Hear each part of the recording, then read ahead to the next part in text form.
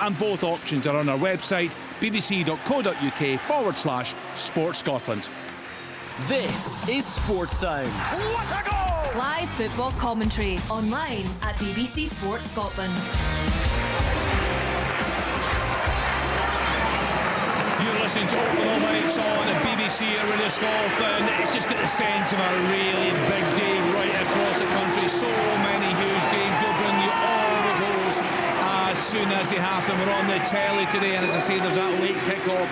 Our second commentary match comes from Easter Road. Hibs kicking off against Dundee United. That's a 5:45 start. We're also at two games in the Championship this afternoon. Chick Young is at Starks Park for us. Wraith Rovers up against St Johnstone. Chick, this should be an absolute belter. Agreed. I'm really looking forward to this, Kenny. By last night, it sold in excess of 4,500 tickets for this game, way over 5,000 inside Starks Park. This afternoon, St Johnstone brought 1,000 fans down from Perth in anticipation of this top-of-the-table clash. First time that St Johnstone have been at Starks Park since 2014, would you believe, and a real sense of anticipation in the air. Josh Mullin, of course, suspended for the Rovers. Liz Vaughan back in the side for them, and Simo Valakari on top of the world with these very entertaining St Johnstone team. Manager of the month, I have to say, for August with Simo. Well deserved. 3 changes in their side. Lockwood back from international duty. Sabide was playing for Gambia through the week. Piazza was playing for Uganda, and actually Richard Chin was making his debut for Malaysia. So cosmopolitan performances and from the players in this park. Just keep in mind, this is really is an exciting start to this game. And Paul Seal makes his debut on the bench for Wraith Rovers. He's in the season-long loan from Rangers. I think he was actually involved, Kenny, in European campaign last year, and in the squad at least. So he's here on the bench for Rovers. A real sense of anticipation here. Top of the table clash, and I'm actually getting the sealing wax out. I'll sign this. There's goals in this game. You're never wrong. Chick predicts goals, they happen. He'll bring us all the news from Wraith Rovers against St Johnstone and Open All Mics. Gully Singh will do the same from the game at Somerset Park. Ayr United up against Ross County. Good afternoon to you, Gully. Expecting a tight game there? Yeah, you'd expect both sides, Kenny, to be going for it, considering their positions. It's sides you'd be expecting to challenge at the opposite end of the table. 3 draws, 1 defeat for Scott Brown's Ayr United. County with 2 draws and 3 losses. Both teams hoping to turn a corner today. It's the duo of Tony Docherty and Callum Davidson leading County today in a new look dugout. Leon King still getting up to match fitness for United following his loan move for Rangers. He's not in the squad. For County, Ronan Hale comes back into contention after international duty. A new signing, Scott Fraser, is on the bench. But what a win would do for either side to drive them up the table. It's an intriguing afternoon here at Somerset Park. Ayr United versus Ross County. Yeah, thanks to Gully. Tom, we had a laugh with Callum Davidson last week. He was on the programme. He was covering County for us. He was saying he was keen to get back into football. That's why he'd driven all the way to Dingwall for a gig. We said to him about 5 o'clock, bye, thanks for joining us. Keep us posted if anything happens with you, because Tony Docherty didn't give us a nod. And what do you know? Yeah. I mean, it's sports sounds. I mean, you sit still in the studio for 2 minutes and you're going to get a job in management. On that note, Ayr United have taken the lead. Wow! Oh dear. Yeah, it's not quite went to plan for Callum Davidson and Tony Docherty. It was just a ball cut back there. I think it was Jude Bonner into the path of Dylan Waterett, and he had the simple task of just smashing it in the back of the net. It was only been a minute gone, I think. Here it's Ayr United 1, Ross County 0. I hope he hasn't signed that contract. There's still an opening here, Callum, if you're listening. What a start! What a start indeed. The Ayr United fan, I covered him a couple of weeks ago. He was very loud, you'll remember, in my ear, Kenny. And very. Oh, he was brilliant. Yeah, he was. So he'll be pleased with that start, I'd imagine. And he sounded like a very hard man to please, I have to say. So what a start there. Alan, did I see an early chance up there at Dens? Not really, no. It was a corner. The ball's over the top and it's knocked away for a corner. What I will say is that the Dundee keeper McCracken, as soon as he gets it, he launches it quick to Murray. Murray will run to the wider area and he'll try and pick him out, but already the game settling in with Motherwell having all the possession of the ball, Dundee just dropping off. Are you with Ian McCall and his views and Stephen Presley a bit naughty? That's in the bar. Oh, wait a minute, Chick. Oh, what an effort that was. Josh McPeak, wonderful play by St Johnstone. They're entertaining again. Kai further him through the middle, takes on 3 or 4 players. The ball's moved left And Josh McPake with the right foot curler. I've got a great line in that, Kenny, and I think it's going in the top left hand corner for the keeper, and it crashes off the crossbar and bounces over. Actually, great effort, great start by St Johnstone. And listen, I've got to get some excuses in early here. You know, the stand at Starts Park, away to my right, the goal. They've built an advertising area which is, I don't know, maybe 6-7 feet high. And already the boy that does the stats has had to move. Big Mark Yargler, actually, St Mirren legend, had to move to the other stand because we cannot see that whole corner and can't see who takes corners. My word. That's my excuses in. Right, chance. No, it was a free kick from Hearts. Suter had wiped out Claudia Braga on the right hand side, crosses it over, comes to the back post, helped in, and Craig Halkett from about 8 yards, you'll see it. Rory just knocks it over the crossbar. If he heads it down, because this surface is now slick with a shower of rain there, Kenny, if he'd headed it down, maybe I gathered some pace, but a real good chance for Hearts. Real good chance, and Giga is standing marking Halkett, and he slips off the back of them far too easily. Giga's ball watching, and that is a huge chance, but again for me, Giga does not look comfortable. It's another free header. I mean, there's an epidemic of free headers. Don't get Tom started in Giga. Well, no, You called it early, Tom. You could see right away this guy was going to struggle. I couldn't believe the early season analysis of Giga that he was a good defender. He's not a good defender. He has good defensive attributes in that he's big, he's athletic, but he's not a very good defender at all. He's made one too many mistakes, and I was going to ask Billy what he thought. Obviously he's managed now. Chamiti being on the bench, that's quite normal. You know, striker comes in, spends some time on the bench, comes on, and then he's integrated into the team. I'm really surprised Cornelius hasn't come in alongside John Suter straight away. Are you surprised not to see Cornelius on the team sheet today, Billy? I thought a lot of fans would maybe want him in, but what I would say is he's done a bit of travelling as well, played for his international team, and he's come back. He's probably just want to integrate him, Rory. But yeah, there was a question to be asked there. Some free kick he scored for Canada. Wasn't bad, was it? All these Rangers goals in the international window. It seems to be the case. Astonishing. I know it was against Moldova, but 4 goals does any player. Cornelius is a certainty to come into this team as the week. It's a matter of time. So Chick brought us that, Gully brought us that goal. Ethan Walker, Ayr United 1, Ross County nil. Ethan Walker in the second minute, Forfar 1, Dumbarton nil, Martin Rennie in the third minute there. Willie Miller, what's happening in the early stages at Pittodrie? Yeah, to be honest, it's been pretty even actually. Livingston have started the game pretty powerfully and have taken the game to Aberdeen, but Aberdeen have had, you know, threats. Keskinen and Carlson in particular in the wide areas, a threat, but they're struggling to build it up because Livy are closing them down very well in midfield, so an awful lot of their balls Aberdeen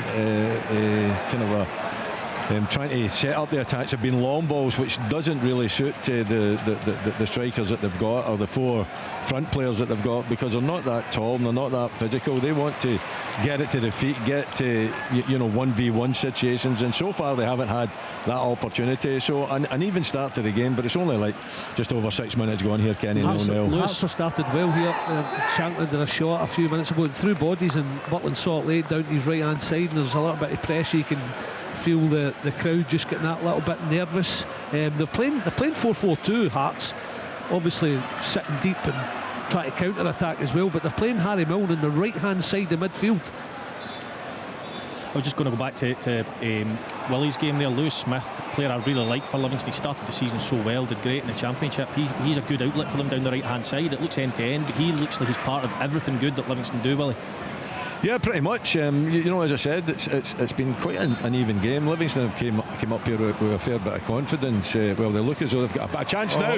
Oh, Auschwitz, big opportunity on the right foot. I think there was a defender there. Was it Montgomery? I think it was Montgomery that came out and kind of put him off his strike. Looked as though he wasn't maybe brave enough, actually. He kind of when he saw the defender coming at him, I think he held back a little bit, but it was good defending, and Auschwitz with the first chance of the game for Aberdeen, but he puts it past the post. Yeah, it's a good chance. I think he should probably find the corner, Willie. He is conscious of the player coming in to try and block it, but I think he should find the corner there. Edinburgh City 1, East Kilbride 0. James Stokes with that goal on 5 minutes. Let's get to the game between Falkirk and St Mirren. Ian McCall is there for us. What's happening in the early stages, Ian? Well, I think Falkirk are the dominant team, but there's been no chances whatsoever. In fact, right from kick-off, Shamal George tried to take, the ball's just come in. No, Shamal George, the ball get played back to the St Mirren goalie right from kick-off, and he took his touch. It was like one of Euro touches, Kenny. It was about 6 yards in front of him, and Ross McIver nearly get in. But I mean, Falkirk are the better side, but St Mirren very well drilled. No goalmouth action thus far. Yeah, I'll get Rory's thoughts on how he thinks Falkirk are equipped to survive this season. But Rangers are taking a battering here, are they not? It's the chance that Billy came in, and as soon as we're a few seconds behind, Kingsley standing over a free kick, I was expecting Billy to come in. The space Devlin's got at the edge of the box there, Billy, is quite stark, and Benigni's standing right next to him. Either of the two of them it falls to, and it's a last-ditch block which gets them out of trouble again. Yeah, they ended up getting a free kick, but they won the first header as well, get trapped under bodies, and then just spun out, as you said, Rory, right to the edge of the box, and the two are waiting there. Devlin hits a strike, you think it's going again, but it's blocked away, but it's last gas stuff, and Hearts are getting their head to everything. Rangers are that zonal marking, you've seen it before, and you said that Giga didn't pick up, but it's the second phase he doesn't pick up, because they're zonal, they have to react to it, and they're just letting runners go once they come out of positions. That's another delivery that nobody is taking responsibility for. It's more chaos in the box. It's clumsy from Magoma. He was lucky to get away with that. The thing with Russell Martin is as well, Tom, he's been well back. The figures that I've heard around Chermiti are eye-watering. Well, it's 8 million rising to 10 million is the figures that we've been told. Kevin Thelwell did an interview at Rangers TV. He said the net spend is 20 million. I find that hard to believe. That it's net of spend 20 million. There was a lot of confusion around that when I saw that interview. I just think that doesn't add up, but it is a lot of money in relative terms that they have spent in putting this team together. Russell Martin has said constantly he's delighted with what he's got. Well, he's got to do something with it if he's delighted. What about your old club Falkirk then, Rory? Ian's watching that game today. Do you think they're well enough equipped to stay up this season? Yeah, I think so. I think pushing for top six like Dundee United did after their promotion is probably going to be out of their reach. However, they'll adapt to the different challenges that teams bring, and St Mirren will bring a different challenge today. St Mirren, very direct. I know Stephen Robinson won't thank me for saying that. They do play good stuff, but it's normally in the final third because they are quite direct. So it'll be interesting to see how they do, but I don't think they'll have any issues with the way they play to pick up enough points to stay in the league, that's for sure. I mentioned Kevin Thelwell there. At least, Kevin Thelwell, his interview on Club TV, it was fine. There was a couple of very contentious things in it, but at least he did it, which Celtic haven't done. Yeah. Did this statement which is just set a bonfire amongst the Celtic supporters. It was so contentious, and so they felt patronising and insulting and arrogant. That's what Celtic fans were thinking.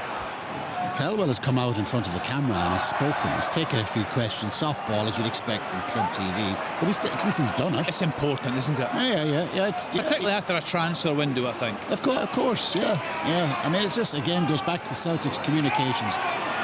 Awful. Really, really poor. Forfar have doubled their advantage at home to Dumbarton. Jake Dolzanski with the second goal on 11 minutes there. Ian, who do you like in that Falkirk team? Who are the standout players? Oh, well, Brad Spencer. I mean, I was looking through my texts during the week there, and I got one about 6 years ago offering me Brad Spencer, and I never took him. Goodness me. So where was he at that point, Ian? I think he was leaving. He might have been at Wraith Rovers, I don't know. I had Dockett and Bannigan at that point, but no, he's a good player, and he'll take this absolutely in his stride. But you know what, the way the game's setting up, I think Falkirk will have a lot of the ball, but I've seen something too many times that on the counter attack, with Manzon and the Junga, they're a real threat, and you can just see them pinching a goal, even though Falkirk are kind of dominating possession. I think Stephen Robinson's still a fair bit behind you in his 400th game today, Ian, is that right? He's got a lot of pace for 400. It wasn't even half of mine, but anyway. He's a good manager. You've dropped your trumpet. It was Kenny brought it up, Biscuit. Okay, let me bring this up, Alan, because what I find is there's this managers' union until things aren't going well, and then they'll throw each other under a bus, no problem at all. What do you make of Ian McCall's comments, Alan, about Stephen Presley? I think he's spot on. Tony Duckett had done a good job here. He really did. I thought that he was really unlucky. I think if he had finished 10th in his first season and 6th, he would still be here. But unfortunately for him, it went 6th and 10th, and I still think he should be here. It goes down to forward planning though at Dundee, and I've said this before. You know, Tony Docherty, I think everyone was surprised when he lost his job, and it split opinion. But I also don't think Stephen Presley was given the best chance. You know, coming in last minute, completely unexpectedly. Well, I say last minute, I know he had the summer, but recruitment-wise, Tony Docherty would have had a list of targets he would have wanted to bring in. He could have probably started getting underway as soon as they stayed up, and yet you start again, you bring in Stephen Presley, he's working against the tide straight away. And you know, I do agree with Alan. I think now that they've had the 2 weeks to work with the squad, but for me, they didn't give them the best chance of success. And also, Kenny, there's some management sackings that you know, even if you've been doing it for a while or you're just starting, you agree with. But there's also some, and it's just common knowledge, there's also some that you think, how did that happen? That's crazy. I mean, you and Tom in the studio, somebody loses 2 games and you hear a couple of boos at the ground and you're all for putting them under pressure and having them out. I was just thinking that, Colin. That's only for you, Ian. Then they're calling also that they can't understand why Doc and Callum never gave them a nod and a wink that they were going somewhere. They don't trust them. And what's the chances of Chris Wilder being back at Sheffield United for a third time? Struggling big time, aren't they? What in the league? I think the sacking of Tony Dock was incredible. I think we all agree. Every time I look at the game at Ibrox, Billy, Hearts have got a set piece in Rangers half. Yeah, they've had the fair chunk. It's just over 13 minutes gone now, and the Hearts have the bigger chunk of the game so far. Chance for you, Alan? Yeah, Masmanisi with a shot over the bar. It's all Motherwell. If they could finish, they would have a lot more points than they've certainly got. I don't know what the possession stats are at the moment, but I'd imagine be around about 75-25. Dundee are dropping off. Motherwell have all the possession. They just can't create the chances to score the goals at the moment. There's a collector's item, Kenny. I've just seen a foul throw given. I mean, how often do you see that? Matty fouled, just never get the ball behind his head, and the referee gave it the other way. That's an unusual thing to see. You see a lot of foul throws, but they're never given. 76%, Alan, you're bang on. Motherwell dominating up there. Just on that though, I mean, the keeper's retained his place. I do agree with Alan, but they have scored goals in recent weeks, but the keeper has, you know, been that was one of our voice notes actually a couple of weeks ago, Rory. He's been liable, but he's still in today, so you know, had he managed to catch the ball on a couple of occasions pretty straightforward, they would have had a couple of wins on the board. So you know, going 3-0 up at Tynecastle, but he's sold the jerseys a wee bit a couple of times. So we keep saying that, it's risk and reward the way Motherwell play, and the goalie's probably maybe one of the best in that they've got, and their staff that play the ball out for the back. He comes up so high, he really follows his 2 centre halves up the park. No, listen, I appreciate that, and you need to find balance, but you know, he's cost them 4 points through pretty basic errors. So I was just interested to see him retain his place. That was all. But yeah, he's obviously very good with his feet, and that's the way the manager wants to play. Stephen Presley, Alan, was speaking about the rebuild that he's had to do there. What do you make of the players that he's brought in? It's early on, Kenny, but I mean, he's lost real stars for them. You know, like say Mulligan and guys like that. It's been very, very difficult for him, and he's trying to build a new team. He's got 1 or 2 up from down the road at Brentford B that haven't really hit the ground running yet, and it takes time. They're coming to a new club, some of them it's a new league as well, so it's going to have to take a little bit of time, but you don't get time in this game. That's a problem. No, and speaking of that, Billy, you know, 17 minutes played at Ibrox. I'm not sure I can remember, as bad as Rangers have been, a side being in the front foot as much as Hearts have been in the early stages. Yeah, they're getting plenty of possession. It's that 4-4-2. Here's another chance. They have a strike from the edge of the box. I think it was Milne. They've got a set way where they're sitting deep, Ken, and they're counter-attacking. They are getting plenty of possession within that, passing it from deep, but they're counter-attacking and they're getting set pieces, as Rory's pointed out, and they look dangerous, and they're gaining confidence. Not that they need it, but they're definitely gaining confidence to go on and have a big part of this game. They're having a big chunk here. They wouldn't have great chances so far, the best one being Halkett's, but you can see them building. It's 15 minutes 46 seconds played in the game so far, and Hearts have been a better team. A long throw, they're using that as well. It's coming in just now. Tavernier clears it, so Hearts are kind of dominating possession and look the more confident team, let's say. Yeah, I mean, we're covering 4 games, so I mean, very much looks every time I glance up that it looks like Rangers are kind of playing on the counter-attack. But I was interested to know whether he would revert to type Russell Martin and try and play the ball up the pitch through the thirds, because it was quite slow and pedestrian, whereas against Celtic they did, as much as the quality was lacking, did go a little bit more direct and played a little bit more in the final third. But it looks like he is going back to the whole try to win the ball back and play through the thirds, but it looks a little bit pedestrian again, Billy. McInnes has done his homework because he's got Matchday playing right back and Harry Milne in front. That's to stop Magoma and Mikey Moore on this left hand side, who they look a real threat if they can get in possession, but they've just snuffed them out so far. Dodgy, one of you wonderful professionals tell me why Josh McPake's just changed his boots and we're playing on a synthetic surface. Do we play in different boots on synthetic surfaces at different times? Oh, you will do. And might not be comfy, might just be. Is it raining where you are, Chick? Because I've had a shower here. No, it's lovely at the moment. It was raining earlier on. Yeah, just maybe scattered showers if you want to. More slippy than what they thought. Yeah. So what would you change from to? Sometimes you can go blades to just a normal moulded stud on synthetic surface. Yeah, because they're soft enough now. I think that was Alan was speaking about how good Livingston's were a few weeks ago. So yeah, they'll change them, Chick. Just get the long metal ones on, guys. Come on and get on with it. The rugby studs, Willie. You're right in, Willie. That's again. I think you could, Will, in these new AstroTurf pitches, the new pitches put down at Libby and Falkirk's certainly good as well. Have any of you seen Chick play? Chick was a decent player in his day. Yes, and I'm also Chick was okay. He's a better goalkeeper though. I'm not dead. A fine player, I have to say. A nice touch. Yes, he was decent for his age. Yeah. I was 18. Everything in context, that's for sure. What about your game up there then, Willie? A bit of a slow start from the Dons? Yes, it is very slow, I would suggest. It looks as though they're all enthusiastic, but sometimes you need a bit of quality. You need to slow things down a little bit and build the game up and be a bit more thoughtful in the final third. But this has been a problem for Aberdeen. Last season and this season, just getting that quality and that calmness in front of goal. You don't see it. That they get in a good position, like Keskinen in particular. A good ball carrier, he'll get you up the park, but once he gets in and around the penalty box, nothing seems to come off from it, and when he gets an opportunity, doesn't take it, doesn't look calm and collected, and so far we're not seeing that from the two new guys as well that are out there. So it's fast and furious, but for me, I think Aberdeen need to calm it down a little bit, be a little bit more measured, a little bit more thoughtful about their game, because some of the players are decent players out there going forward. We know that Nisbet can find the back of the net, but so far he hasn't had a sniff, he hasn't had an opportunity created for him. First Rangers chance, lads. Hope here's a chat. He's given a free kick. Dale McInnes going off his head. First Rangers chance all came from Swallow, the Hearts goalkeeper. He was poor with the kick out, went straight to Rangers down the right hand side, comes to the left, it's cut back, and Gassam, if he caught it right, probably scores from about 12 yards, but miskicked it at a vital time. Willie, on Aberdeen, yes. I mean, they've signed buckets of players. What are they missing? What is this team missing? Who needs to come out of this team? And what type of player do they need?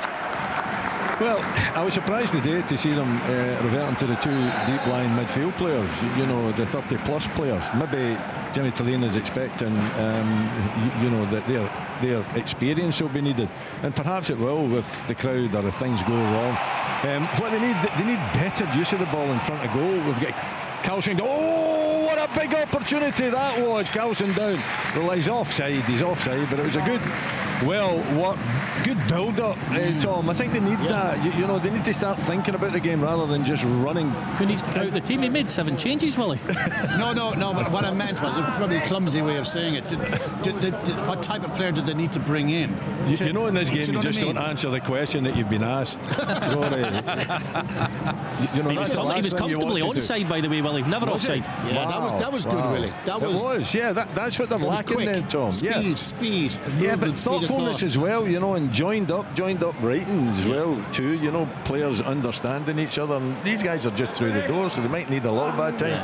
But we know in football you don't get that much time. Well, speaking of time, I mean, No, on you go. You're confident, Willie. I think Tom agrees that the manager isn't under pressure right now. Yeah. Does that surprise anyone else given the run that they're on?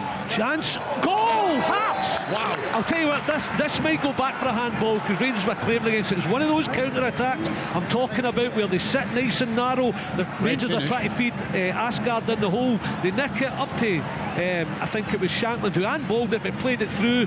They work the move.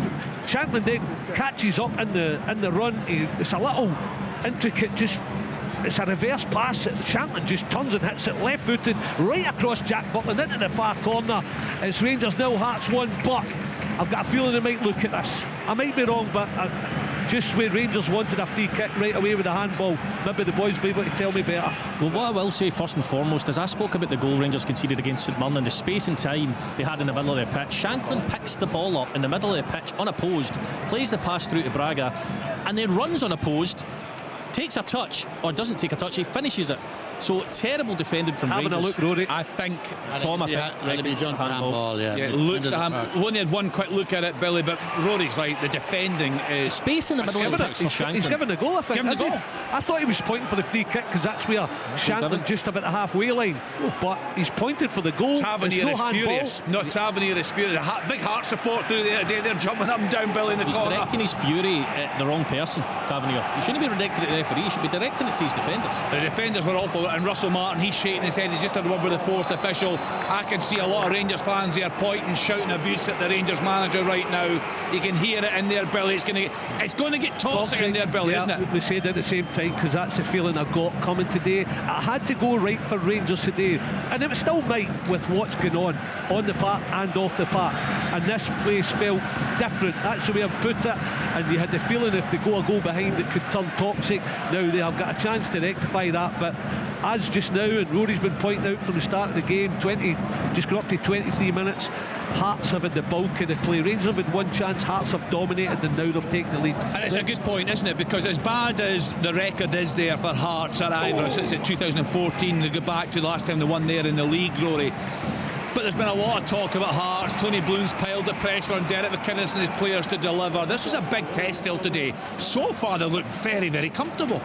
They've looked good, and I just think Rangers have been so poor, and Hearts have got good quality and a good manager. I think, everyone talks about Derek McInnes' team being well organised. I think he'll want to, evolve the squad to not only be well organised but really front foot and playing through the lines. And look, they haven't had to do an awful lot to get the opportunities that they've gained today, and they've finally taken one, and they deserve to be 1-0 up. I think a lot of Derek McInnes' pre-match stuff in the media was about attitude and character, and a word that I can't use on radio.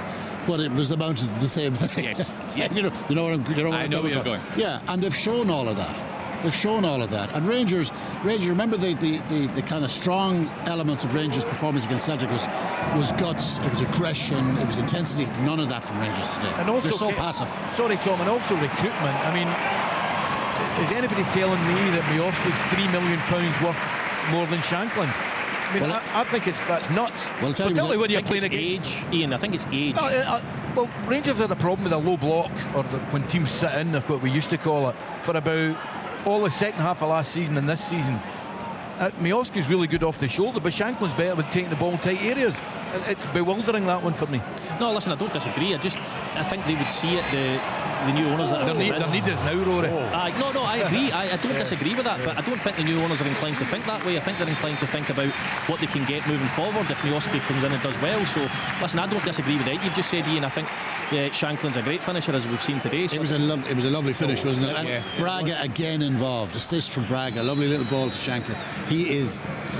Looks exceptional. The way it was conceded, Tom. I know. Oh, totally. Spoke about the goal at St Mirren.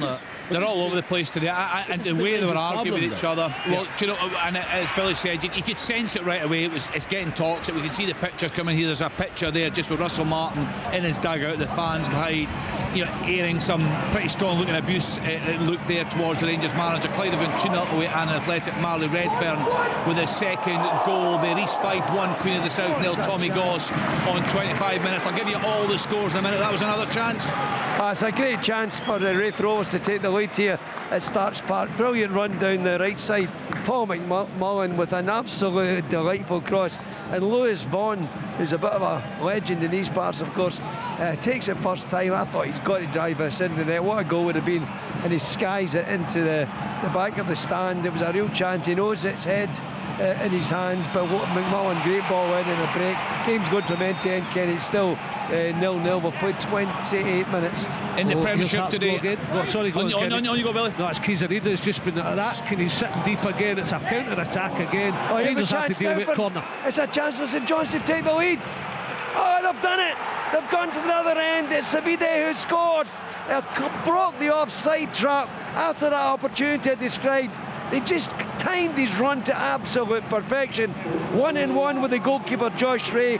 Took his time and slotted beyond him. It is now Wraith Rovers 0, St Johnstone 1 at the top of the table. And check predicted goals, and we're off and running there at Starks Park. Chance at Focus Stadium. Yes, Ian. It's an absolute howler, actually. It was a brilliant corner. Just knocked into Calvin Miller, a little back heel. It's crossed into the box, and it's Lewis Nielsen. I don't know if you've got it in the studio. It looks to me if he should score. He's only 6 yards out. Bit of an awkward height, maybe. I would need to see it again, but yeah. I would need to see it again, but I think it's spot on. It's a short corner, well worked, really well worked. Brilliantly, yeah. Aye, and the keeper, he's got to score. Yeah. Aye, it's right on the volley. Don't get me wrong, he's just got to control it and keep it down. Maybe not best falling to a centre back, but he still should score. If you let Kenny know, professional footballers should be able to volley a ball.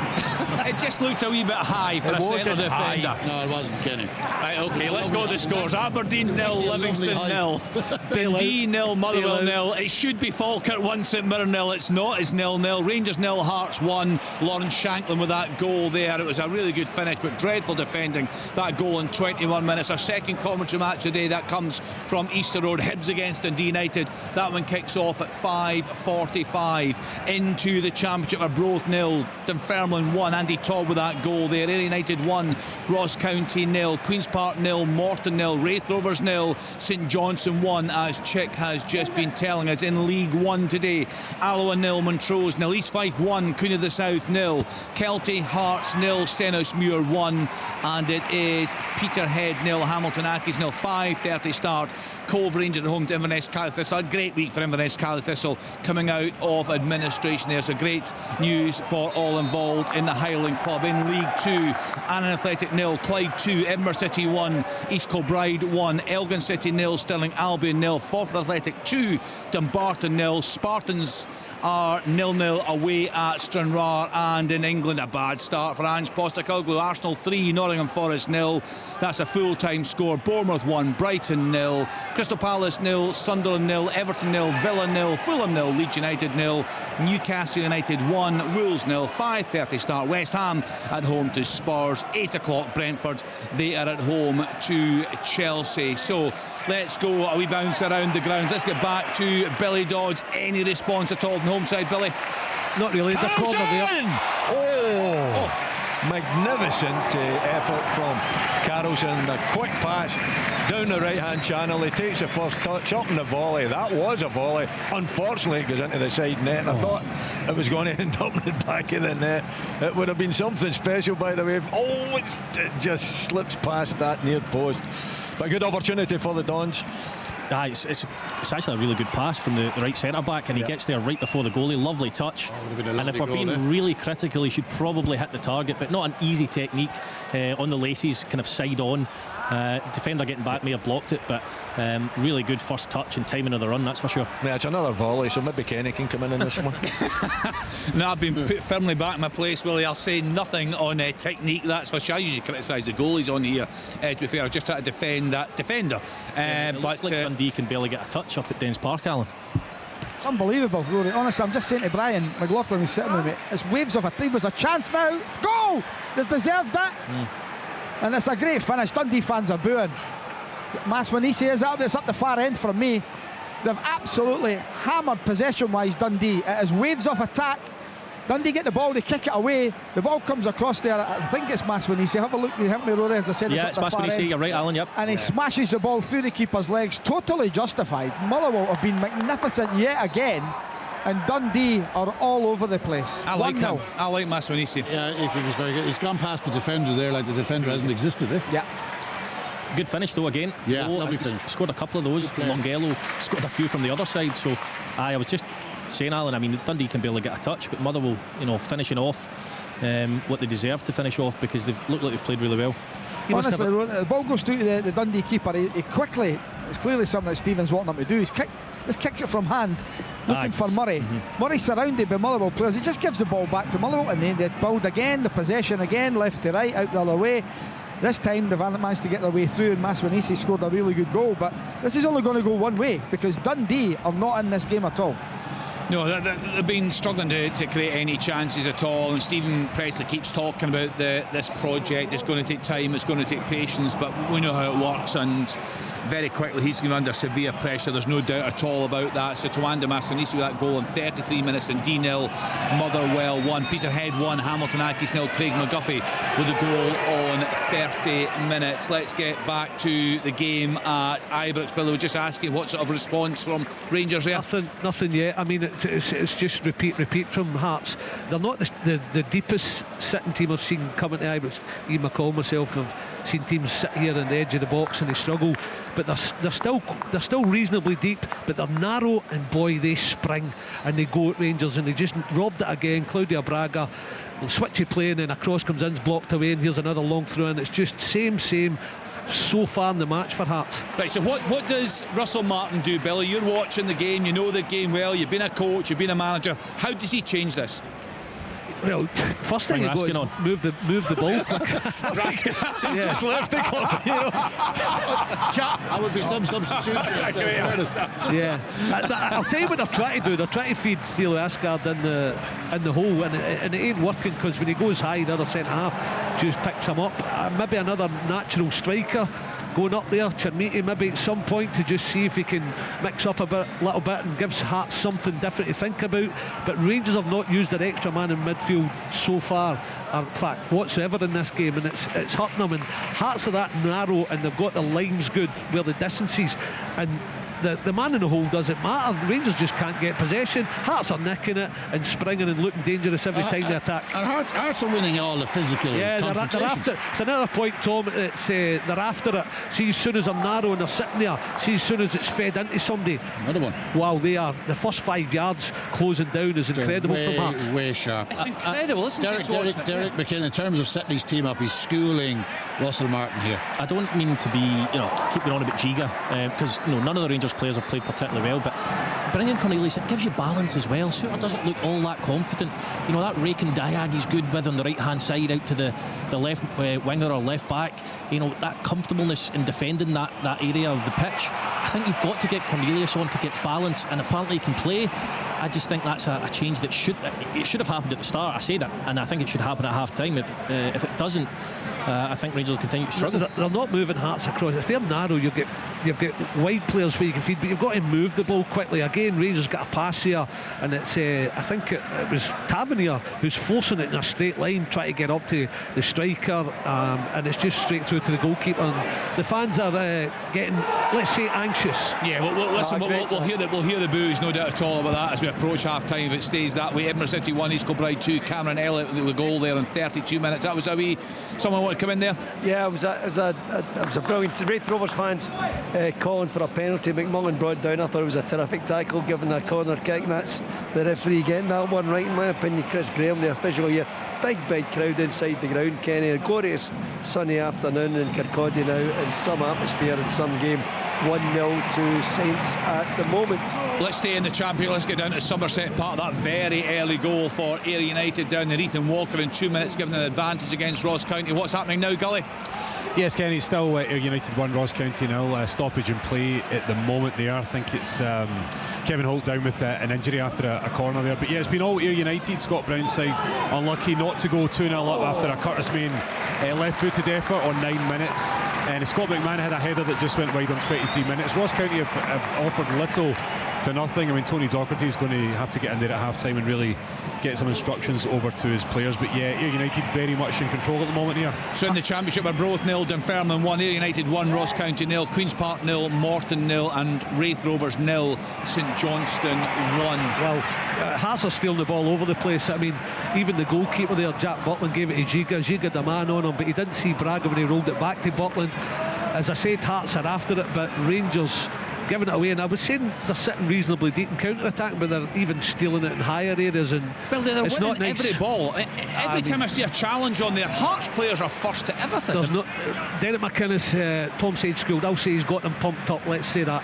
In the midfield area, though, Rangers don't look like they understand what Russell Martin wants them to do. I mean, they're not competing. They're a couple of yards off it, which comes from potentially a lack of instruction. And then when the ball's turned over, Shanklin's dropping into that hole and gets so much space. And Beningame at times as well is getting so much space, which is unforgivable, really, in the midfield area when you've got so much room. If you give good players time, they're going to punish you. If only they had an international player who had presence that they could pick in the middle of the park. If only they had one of those. We spoke about the gamble. We spoke about it. Yeah. Ascar, wait, see this time, I think it's a cross, and he's meant that to just go into the back post area, but he swings it in right footed in swinger. wow, Goalkeeper has to adjust, go back away and touches it onto the crossbar. Saying that was a cross. Yeah, it was definitely a cross. But by the way, just on Tom's point, Raskin doesn't necessarily fix this, by the way. No. He doesn't necessarily fix it, It but might help. It's part of the solution. Yeah, he'll definitely be the topic of conversation afterwards, which is what Rangers don't want. Yeah, in 6 minutes' time we'll hear the reaction of the Rangers fans there at Ibrox if things remain the same. Annan Athletic 0, Clyde 3, Mohamed Niang with that goal on 36 minutes. Let's get back to Ian McCall, Falkirk against St Mirren. There's been a bit of an injury concern there, Ian. Yeah, I think he's fine. I think it's Marcus Fraser. Is it Marcus Fraser? It's Marcus Fraser. Yeah, it's just no, he's fine. He's coming back on, I think. I mean, listen, it's made up for some money to win 1-0, but Falkirk's set plays, they've done 2 or 3 set plays that really imaginative, you know, not just knocking into the box, and obviously should have scored with a volley. I mean, St Mirren, Declan John, a really good cross into the box. Mark O'Hara probably should have done better with it.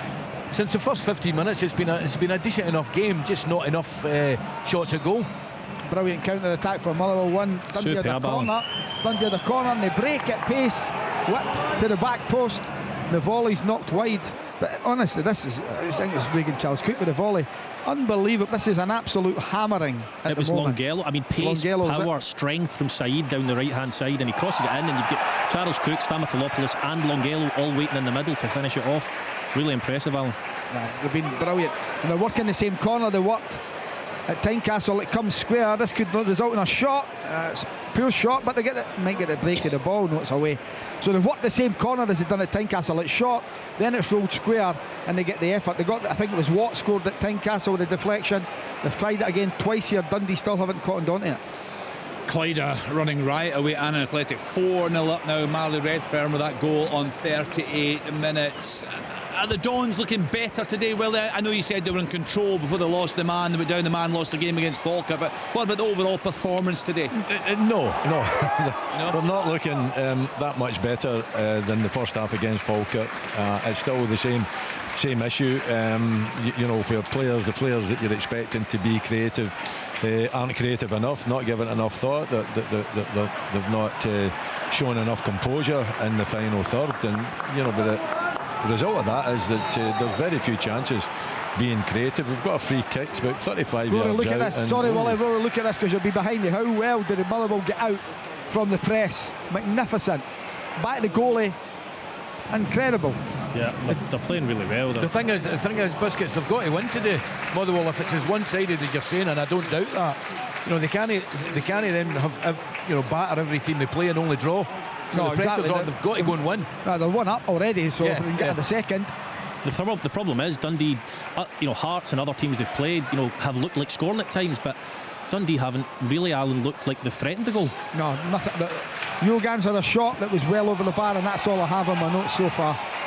Dumbarton pulled the goal back away at Forfar. Scott Honeyman with the goal. Forfar 2, Dumbarton 1. Willie, what about Livingston? We've had a lot of talk of them this season. We speak about a surprise package. A lot of pundits went for them, felt they wouldn't have too many relegation concerns this season. They've looked fairly solid so far. They have, yeah. Well organised. The 4-2-3-1 formation is what they're employing. At the back four have looked pretty decent. The goalkeeper's not really been threatened. One good save that was actually given a goal kick rather than a corner kick.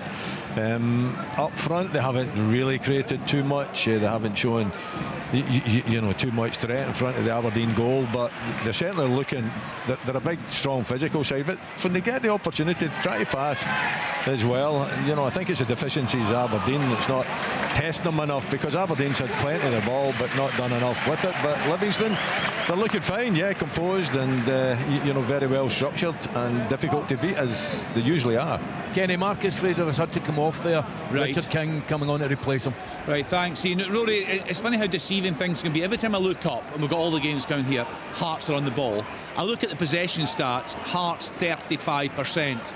Is that just the fact that Rangers have had it and done nothing? But every time Hearts seem to be predominantly in Rangers' half. Yeah, but what you'll find is that Butland, Suter and Giga's probably had about 50% of that 65% possession Rangers have got, and it's not just how much possession you have, it's what you do with it, as they say. And Hearts have been far more productive and clinical, and Tom touched on, and I agree, that McInnes had to get his starting 11 right, which he struggled to do, and today he absolutely has.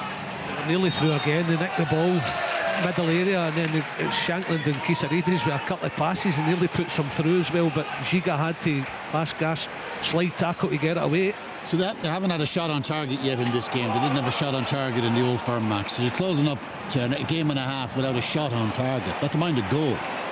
This is bereft, this performance. I say we're a couple of minutes away, and unless Billy will give us a wee shout when it happens, but the reaction, Rory, from these Rangers fans, and we know how some players just can't deal with that, can't deal with the fans getting on their back. This is a real test of character right now. Started it now, Kenny. Yeah, I can hear that. Yeah, it's a test of character for sure, but that question has been asked of them time and time again over a number of years. I know it's not all the same players that are playing today, and they've collapsed on a lot of occasions, so it'll be interesting to see how they approach the second half. But they need to make changes, not just personnel but tactically as well. The midfield, Hearts are absolutely dominating the midfield in terms of setting traps, springing, stealing the ball, and Asgard, Barron and Diamande, they just look like they don't know what's been asked of them. You probably can hear it. We can hear it. Nothing passes at the back where they're keeping it, but they're a goal down, and the Rangers fans want them to get forward, get it wide, get crosses in the box. They've built into an area here. Asgard going to roll in, Mikey Moore on the left hand side, he's going to get the cross in. Hearts clear. It's half time, it starts back, Kenny, 1-0 St Johnstone. The thing is, Kenny, Tom Inglis said there's two ways that this could resolve itself with the Rascan. There isn't, there's a third way. That's the manager to lose his job. Well, yes, you're right. I hope you're not putting pressure on him, Ian. No, absolutely not. That's a terrible. You're calling for a manager's head there. I think there's a little bit difference there. You should like Colley, Kenny, because he had a good volley on him. He wasn't a bad player, I have to say that. Hamilakis have equalised away at Peterhead all his shot in 43 minutes. Oh, he can't get enough on the header. If he could have just let it drop and maybe prod it past the goalkeeper, but he got in between the goalkeeper and the back line there. The ball was spinning and he just needed to get a better contact, and Rangers were level. Yeah. Does that count as an attempt on goal? That was a tough one. It's a really tough one. Ricochets up, as you quite rightly say. Billy, it's spinning, it's difficult for him to get enough on the ball. He's under pressure. It's half a chance at best. Could you let it drop, Rory, and get a foot on it maybe? No, he was being put under severe pressure right behind. I don't think he was going to get the opportunity to do that, but I would see, pick up on Ian's point, right? Half time at Pittodrie, 0-0. Thanks. Well, see, pick up on Ian's point there about the manager. And Tom, you said before it's hard to know with the American owners, how they're judging things, but the fans' reaction here today, the start of the season, he's been backed in the transfer market, the Raskin situation, there are so many issues. Can he sit? At what point does it become breaking point, do you think? I said before the game started, when I mentioned Ferguson and Le Guin, and the two situations aren't identical, of course they're not, but one way it will resolve is if it'll be determined by results. And if Rangers don't win games, then what will happen is Russell Martin will lose his job, and the next manager will naturally bring one of his best players back into the squad, and it'll start again. So Ian's point's completely valid. Sportsy's going to have a field day with this tonight. You hear the Dundee fans booing, but Motherwell, an absolute joy. They're in the left back area. They make 7 passes, just sucking Dundee players in, flipping it around the corner, right the way up. and they have the effort into the side netting. This has been a joy to watch. Half-time at the Falkirk Stadium. Buy a season ticket. Yes, Ian. It's half-time here, Kenny, still 0-0. 3 added minutes at Ibrox. Right, okay, we'll stay tuned for the reaction there. Elgin City 1, Stirling Albion 0. Russell Dingle with a goal on 44 minutes. Billy, you know Derek McInnes very well. If he gets a result there today, this will mean a hell of a lot to him, won't it? Yeah, I'll put them top of the league right away. He's had a brilliant start to his Hearts career. I think it was Alan that said that they've not really played at their best, but they find a way to get results at times. The late winner at Tannadice, etc. But they can see when they get no results and they're not at their best, they're also growing in confidence, and then they have been, I think they've been outstanding today in the way they've applied the tactics. Half time at Dens, you can hear the booing. Yeah, Alan said Motherwell very impressive. Yeah, I mean, Hearts were convincing winners over Aberdeen in that opening weekend. You see the late Kenny, United 1, Ross County 0. Thanks, Gully. They had that late winner up at Tannadice. They fought back from 3-0 down against Motherwell at Tynecastle, and then they came back into it against Livingston, 2 weeks ago now. Livy, of course, with that chance right at the death, the header, they probably should have equalised, but they got the win that day. And you feel, Tom, that with Derek McInnes, with the new recruits, with the backing, it's only going to get better. Yeah, and I think, in recent league games, you've seen a spate of half-time substitutions from Derek McInnes. He doesn't need to change anything at this half-time. It's whether they can keep up their energy levels, Tom. Yeah, but it's also whether Rangers can have a semblance of attacking cohesion as well. They just had one, Gassam cutting in and hitting a right footer. Schwolow just had to deal with it down at his right-hand post, but it's one he should be saving. Another corner. Yeah, it's very impressive from Derek McInnes, very impressive from Hart. And you feel as if they're just kind of still taxiing on the runway of their progress. That's the thing, yeah. It's early days. It's early days. He's learning more and more about his players each week. Right, Andrew Todd has got a second goal of the game for Arbroath. For Dunfermline away at Arbroath. That goal coming in first half stoppage time. 2-0 up there. Cooney to the south have equalised right in the stroke of half time away at East Fife. So Billy, I think we'll just stay with you for a couple of seconds there. Yeah, there's half a minute to go. Billy, hold on, we'll get commentary there. Let's go to Alistair Lamont and Stephen Naismith. Right, we've got a commentary option there. We're just going to get that now. Just bring you the closing stages there as the game draws to a close. That first half at Ibrox. A few technical issues now. We've still got Billy faded up here right now, so Billy can talk us through. We're trying to go to a commentary option there, Billy, but we'll stick with you. We can't do that right now, but it was just to get a better idea of the boos. But I think we'll get it through your mic loud and clear. Yeah, you can feel it building. I mean, that's it. Now, here we go. Not happy. Russell Martin straight up the tunnel. Hearts, as Tom said, just nothing to deal with. Just same again. Keep up the same energy. We should be fine. Rangers got to find a way to create chances to get back in the game that will give them confidence to maybe even try and go on and win it. Yeah, I mean, the problem they've got right now is they don't look to have any chance, Tom. They've not been in this game. They had that wee half chance for Miovski, but this is a huge second half ahead for Russell Martin. It doesn't look like there's any cohesion there. It doesn't look like there's a discernible plan of playing, and it just Hearts. This has been easy for Hearts. Yeah, pictures of the Hearts fans in the corner there at Ibrox, absolutely delighted. They should be very proud with that first half performance from their team. We'll get all the half-time reports coming up in Sports Sound on BBC Radio Scotland. Scottish football lives here. What a goal! This is Sports Sound from BBC Radio Scotland. Saturday morning, such a special time. It's great to be back on the radio with you. I'm Amy Irons. I'm Stephen Mill. Join us for the Saturday show. 3 hours of chat, guests, music, all the big stories of the week and sport. If there's something happening in Scotland on a Saturday morning, we want to know about it. We want to be speaking about it. And put a bit of a smile on your face.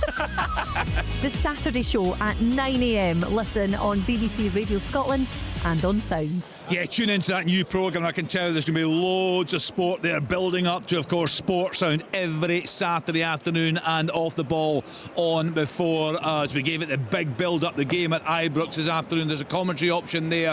It's Rangers against Hearts. Our commentary team is Stephen Naismith and Alistair Lamont. Yeah, Kenny, we said beforehand that if Hearts were to get the upper hand in the early stages, that things could turn pretty moody here, for want of a better word. and that is exactly what happened. Hearts were the better side from the off. Craig Halkett threatening earlier on, sending a header off target just inside 3 minutes. Then Shanklin had an effort saved, but it was just a sign of things to come, as Hearts did break the deadlock midway through the first period. Braga playing Shanklin in, and from the left hand side of the penalty, from a pretty tight angle, certainly fired across Jack Butland and into the far corner. There was a check for a potential earlier handball on the move, but that was cleared, and Hearts had the opening goal. Rangers really, again, huffing and puffing here, offering very little going forward. Having said that, 8 minutes to the interval, they almost had the equaliser. Tello Asgar, it looked to me like he was trying to clip the ball to the back post, but it almost turned into a really good effort on goal, as the debuting goalkeeper Alexander Shvolov had to dive up towards the top corner to push it onto the bar and away for a corner. Gassama in stoppage time had an effort saved, tipped round the post by Shvolov, but it was an effort that Shvolov was always looking comfortable with. And Stephen, as we've kind of been saying throughout that first period, Hearts are pretty much good value for the advantage they have. They certainly are. They've looked, if you think to most games in Glasgow, Hearts have looked like the home team. They're the ones that are dictating the tempo of the game. They're the ones that are attacking quickly. They've had the best chances. Rangers' 2 good chances have come from individual moments. It's not been that they've carved Hearts open. Rangers are really passive. They're really slow. As I said in commentary, Butland's took quick goal kicks every opportunity, and not once have they played through Hearts. So Hearts have managed to get back in. So it just shows you that the forward passes are slow. They've not asked Hearts to defend, but Hearts look really confident.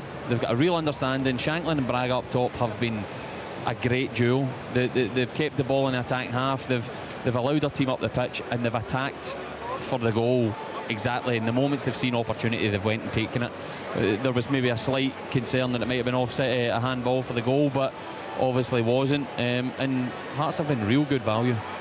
Yeah, pressure continues to build on Russell Martin. Hearts haven't beaten Rangers in the last 18 meetings since February 2020. They haven't won here in the last 17 visits since August 2014, and they haven't won here in the top flight since March 2012. All of those records could come to an end today unless Russell Martin and Rangers can spark a comeback in the second period. At half-time, it's Rangers 0, Hearts 1. Thanks to Al and to Stephen. You'll hear both managers on Sports Sound later in the day. I remind you, we're on the telly today, BBC One Scotland, 4:30 until 5:20. Let's get to the game at Pittodrie. Aberdeen at home to Livingston. Get the half-time report from Willie Miller. Yeah, Kenny, unfortunately for the fans here at Pittodrie, it's 0-0 at half-time, and not too many opportunities and chances to really speak about. In fact, the visitors have not produced any kind of a threat in front of goal. They've had plenty of the ball, they've plenty of intent, in and around the box, but very little creativity. But the same goes for Aberdeen. 3 opportunities I would give them. Auschwitz has one, he puts past the post. Jensen, after some really good build-up play down the right-hand side, again drags it past the far post. In fact, I think the goalkeeper gets a touch on it, and then Carlson kind of lifted the place with a good bit of skill. Dorrington played the pass forward. He takes a little touch over the defender's head and volleys it, but it goes into the side net. So really disappointing, I would suggest, for the Aberdeen fans here at half-time. It's 0-0. Thank you to Willie Miller. Next stop, we have the game at Dens Park. Dundee at home to Motherwell. Let's hear from Alan Preston. Half-time score, Kenny. Dundee 0, Motherwell 1, and it's been such a one-sided game. Till as the 10th minute, a free kick came in. Stamatopoulos with a header just over the bar. Then Said with a hit. Maswanisi then had a shot over as well. Then a really good move. Longelo cross. Maswanisi header just wide of the target. Yogan had the solitary shot for Dundee in about 25 minutes, but the only goal of the first half came in 33 minutes. It was really good play. Longelo with a pass. Maswanisi goes by the defender as if he's not there and slips the ball through the keeper's legs into the back of the net. It was almost 2-0. Good counter-attack. Longelo with his volley from a Said cross. Motherwell for 10 shots at goal to Dundee's 1. Yes, it is that one-sided. Half-time score, Dundee 0, Motherwell 1. Yeah, Motherwell very, very impressive this season and coasting up there at Dens Park so far. A big second half ahead for Stephen Presley, no doubt about that. Let's get to the game between Falkirk and St Mirren. Get the half-time report from Ian McCall. Hi Kenny, it's 0-0 at half time. The first 20 minutes there's absolutely nothing to report except Shamal George taking a really, really heavy touch from kick-off, you know, and allowing Ross McIver nearly to charge it down. Came to life a wee bit. There was two instances for St Mirren actually, both from Declan John crosses, both pretty similar. I mean, Phillips tries to volley one and he's taken it right off Mandron's head. That was after 23 minutes. Mandron looked as if he had an easy task to score, and then Mark O'Hara had a header as well from another Declan John cross on the 31st minute. For Falkirk, I think they played well. It's been an even game, but I think Falkirk have edged it. But just two instances right around the half-hour mark. There was a deep cross from Finn Yates, and it's right at the back post to Ross McIver, who's terrific in the air. Now Shamal George has come out and committed himself. Ross McIver has headed it down the way like strikers are told to, but if he just loops it up, it's a definite goal. But that resulted in the corner, and they played a terrific little short corner, and eventually after a little bit of stramash it came to Lewis Nielsen. He's 6 yards out on the volley, a decent height. He's really got to score, and that's been the best chance of the half. But not a lot of goal-mouth incidents, but a decent enough game, and it's 0-0 at the Falkirk Stadium. Thanks to Ian McCallson. The top flight: Aberdeen 0, Livingston 0, Dundee 0, Motherwell 1, Falkirk 0, St Mirren 0, Rangers 0, Hearts 1. 5:45 start at Easter Road. Full commentary to come. Hibs at home to Dundee United. We are covering two games in the Championship today. First stop, Starks Park. Wraith Rovers at home to St Johnstone. Let's hear from Chick Young. Yep, Wraith Rovers 0, St Johnstone 1. We're not far away from the restart here, Kenny. It was pretty, no time added on. It was very efficient at the end of the first half. One goal has done it for St Johnstone. Sabide just broke the offside trap, the offside line, the very high defensive line from Wraith Rovers. Right in front of me, actually, I could see he was onside. He was away, and he was 1-on-1 with the goalkeeper, Josh Ray. He drew him round about the penalty spot and simply slotted the ball beyond the goalkeeper into the net. St Johnstone have been a fine team this season. We saw them in day one against Partick Thistle, and they were absolutely outstanding, tearing the Jags apart. I think a 5-1 victory that day. 1-0 at the moment. Wraith Rovers have had a couple of chances, to be fair, but there was a great little ball put across from Paul McMullen, and it was driven over the crossbar by Lewis Bond.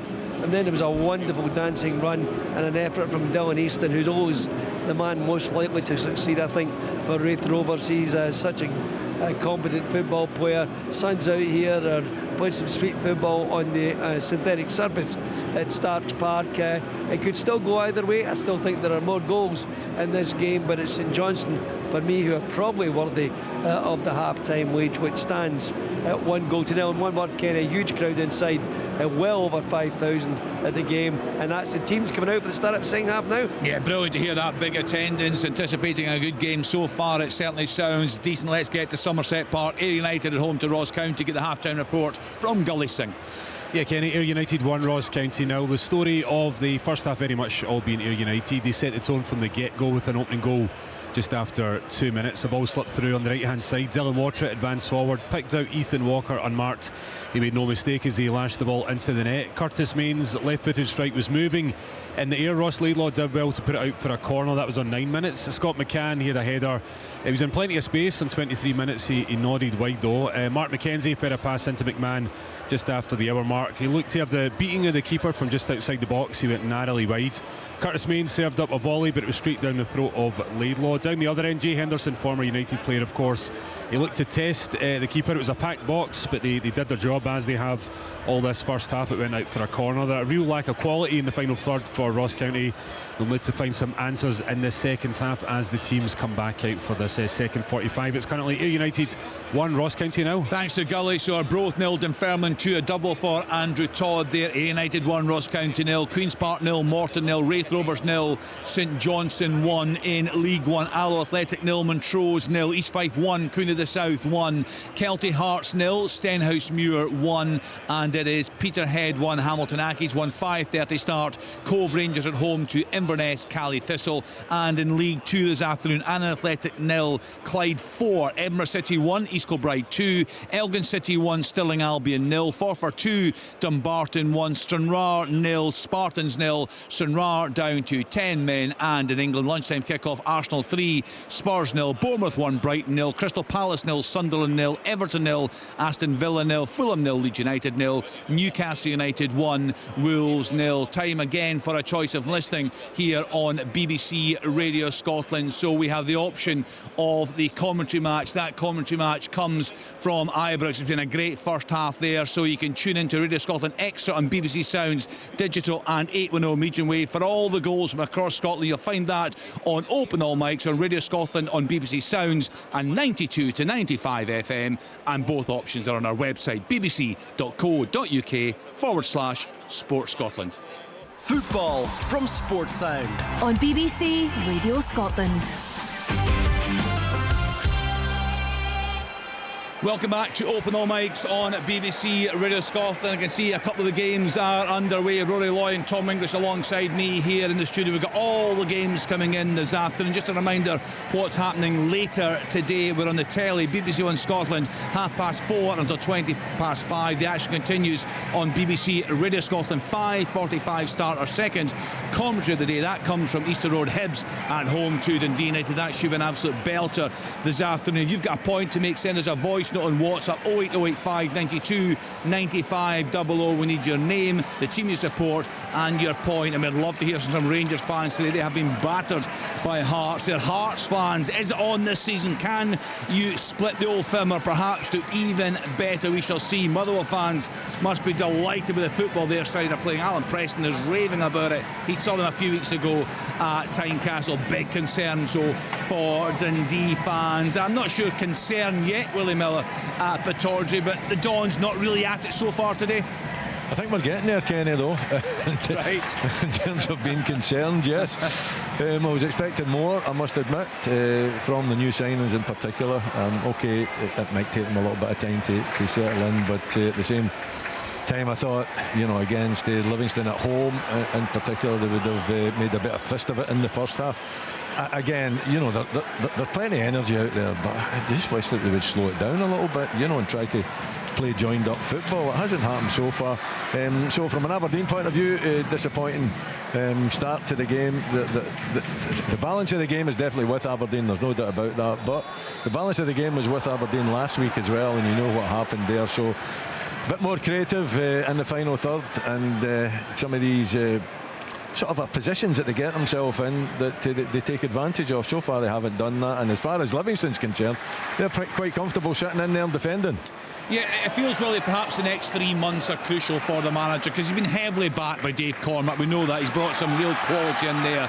If the results don't turn around, I know you say he's not under pressure right now, but I think coming towards the January window, if things haven't improved dramatically, that's when serious questions will be asked there. Well, questions should be asked. I mean, you should, and he's trying to answer that, I think, the chairman, by supporting the manager and bringing in 3 what looks like quality signings. I would say at the end of business next Saturday.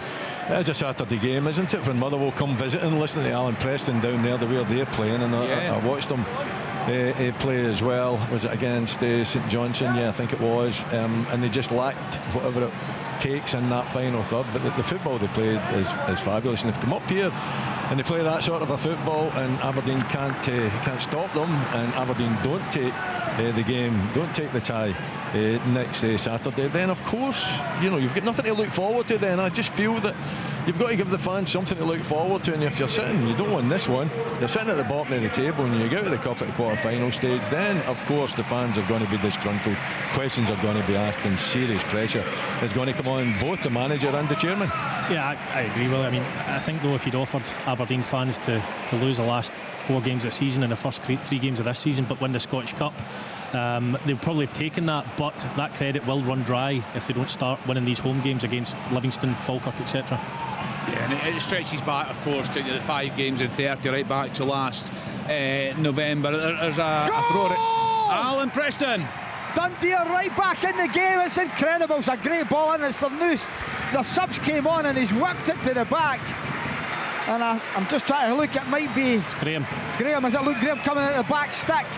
It's a really good ball in from the substitute. It's a great cross. It just hangs over the back. We said it about Motherwell. Cam Cowan was texting me at half-time saying we need the second goal, and they did. Dundee are right back in it. Substitute. All credit to the manager. He makes the change. He delivers, puts it at the back post, and there's Luke Graham with a head into the back of the net. It must be so frustrating for Motherwell fans. You think cruising at Tynecastle, do they shut up shop? Is that the plan? Totally in control today, can't get the second goal. Dundee are right back in it. We'll get more reaction from the guys here. We'll get around the grounds. Billy Dodds changes at Ibrox. Yes, 2 changes. Mikey Moore has gone off, and I'll give Tom English, the other guest, who's gone off. Cornelius and Ant-Man are on. Your old favourite, Tom. You've just not had him, have you? Giga. Yeah, Giga. No, I haven't. I just think he's a defender that's got way too many mistakes in him, and I don't think his work rate is high. But then you can say 1-1 here. Ross County have just equalised. Yeah, let's get to Gully. Yeah, just early into the second half, ball across the face of goal there, and there was a player that I mentioned just in the match report, Jay Henderson, former Ayr United player. He's just tapped it, and no celebration, but Tony Docherty's men back on level terms. Ayr United 1, Ross County 1. I hate that no celebration thing against a former team. I'm just not having that at all. Alan Preston, another big chance. Yeah, Simon Murray with a diving header transformed Dundee side already. They've had 2 chances in opening 4 minutes, where they had 1 in 45. Really good start to the second half from the home side. The ball whipped in, Simon Murray diving full length, diving header just wide of the target. Right, Clyde 5-0 up now away at Athletic. Kyle Connell on 51 minutes. Just confirmation that Luke Graham equaliser for Dundee at home to Motherwell on 48 minutes. And there was another goal coming in. Brighton have equalised away at Bournemouth. Matoma on 48 minutes. There was another goal. Where is it? League One. East Fife 2, Queen of the South 1. East Fife back in front thanks to Nathan Austin on 46 minutes. Rory, are you having that, not celebrating against a former club? Probably not. Nah. I think if you score a goal, the club's paying you to do it. I don't think there's any better feeling than scoring a goal, so I wouldn't be wasting any of those goals by celebrating. I think if you've played for a club for 10 years or something, yes, and you score against them. But if a guy who's played for a club for 5 minutes and joins another club and he's not celebrating, I think I'd be raging as a fan. Nonsense. It's nonsense. It's nonsense. It's well, isn't it? I've never had a former club, Kenny, but I'll tell you what, if I scored against that club that I never had, then I would be celebrating. Wait, Dodge's never scored against a club he's not played for. Always celebrated as well. Billy, what's happening here? Because I've watched the first opening minutes. I mean, Tavernier's under pressure after about a minute of the kick-off. He tries an outside of the boot pass to Butland, and it gets kicked out the pitch. Then Magoma's trying to clear one, and he's played it straight to Kingsley. It comes straight back in the box. What is going on? It's so nervous in here from the Rangers punters. And by the way, when they come out the tunnel at half time, once the teams were on the pitch, Russell Martin was booed on to the dugout area. It's not nice. We don't want to see it, but I think with just everything that's going on, we said about it's both on and off the park. What's it? Not getting results, and certainly the things that are happening off it is. The Rangers fans are making themselves known to the manager. I watched the goal back as well, Billy, and I showed Tom, and Shanklin picks the ball up in the middle of the pitch. He then turns, and Diamandi's tracking him. Now Diamandi might argue he's trying to pass him on to Giga, but in that instance, Giga's deep in the box. His attempt to follow Shanklin, Diamandi, is awful. He just lets him run into the box and score. We've got to change it, Kenny. First of all, unbelievable save. It's a free kick from Matty Fields. It's just played into the 6-yard box low. Everybody leaves it. It's going in the corner, and the goalkeeper brings an unbelievable save. We're having a change as well for Jack Hamilton's coming on. Tom McMullen got replaced. We're just only 9 minutes into the second half, so maybe a little change of shape from Barry Robson. That looks like what? Is that Kingsley that's down there? Yeah, he's had real injury problems through the years, hasn't he? And as soon as he hit the ground, I mean, he was like showing the bench that he's got a sore one. So he's looking at his knee, the physio. So we'll tell you what's happening in the next minute or so, because Hearts might have a decision to make. Yeah, I mean, I just got a quick glance, Billy. It didn't look much in the challenge, to be fair, but you're right, his reaction when he down, beating the turf, that's a real concern. He's in a terribly tough time, Rory, but he's a quality player, Kingsley, isn't he? Yeah, I played with him for a couple of years at Falkirk. He's got a wonderful left foot, very intelligent player as well, and dead balls, he's going to be all right, he's just an all-round really, really talented player. Yeah, he's a good player. We have an equaliser for Edinburgh City at home to League 2 title favourites East Kilbride. Jason Jarvis that goal, 2 apiece there. So let's have we bounce around the grounds. Let's get to Ian McCall, Falkirk against St Mirren. What's happening here? not a lot, Kenny. I've got to say. I mean, there was a big launch out the park, a brilliant bit of skill from Calvin Miller. He's plucked it out of the sky, kept it off the ground, and then took another touch forward. But it came in nothing. There's not been any chances. You couldn't call the game just now. I'd imagine the stats will be very, very similar. Just not enough touches in the opposing box for either of the teams.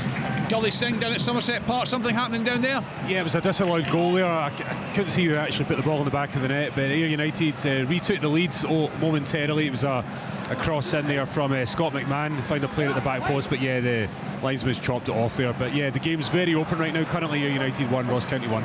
So what's brought about the change up there at Dens Park, Alan, for Dundee? They've looked a lot better in the second half. They have more energy, they're in the players' faces, they're not allowing Motherwell to set up patterns of play that they like to do. They've certainly got closer to them. Congreve, that's come on at half time, he's left-footed playing on the right, he's caused a bit of havoc. It's just been a completely different Dundee, but the fans are still going mental. You can imagine here. Well, actually, Alan, I was going to read out just when you shouted the goal. So Matthew got in touch, said, how long does Presley get before he's sacked? 5 shots in 4.5 games is relegation certainty, and that does make dreadful reading. And they were dreadful in the first half, to be fair to Matthew, but they have got themselves really back in the game up there. And Motherwell are good. We know Motherwell are good this season. But if you're a Dundee fan, you're looking to yourself on the table. This is a game, Alan, that Dundee should be targeting to get all 3 points today. Yeah, Cameron Congreve's come on and given him such a bit of an impetus and such a lift. He's unlucky there with an effort with his left foot. He cuts inside. He's on his left foot. He tries to open up, but just doesn't catch it right. But he's made such a difference since he's come on. He's done well so far. Yeah, I think with Dundee as well, like, you just always get a feeling about 1 or 2 clubs are going to struggle and might be down there.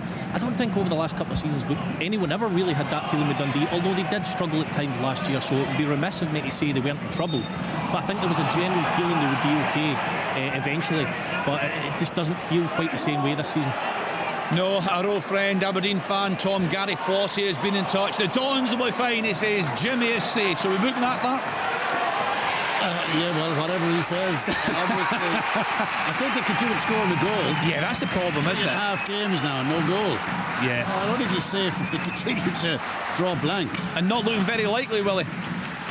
Nah, I'm struggling with the 2 Olgins in midfield here this afternoon. There's a chance I'm to turn afraid them to round. say. Oh, what a miss! Simon Murray with a miss of the season for me. I thought Braga's was bad.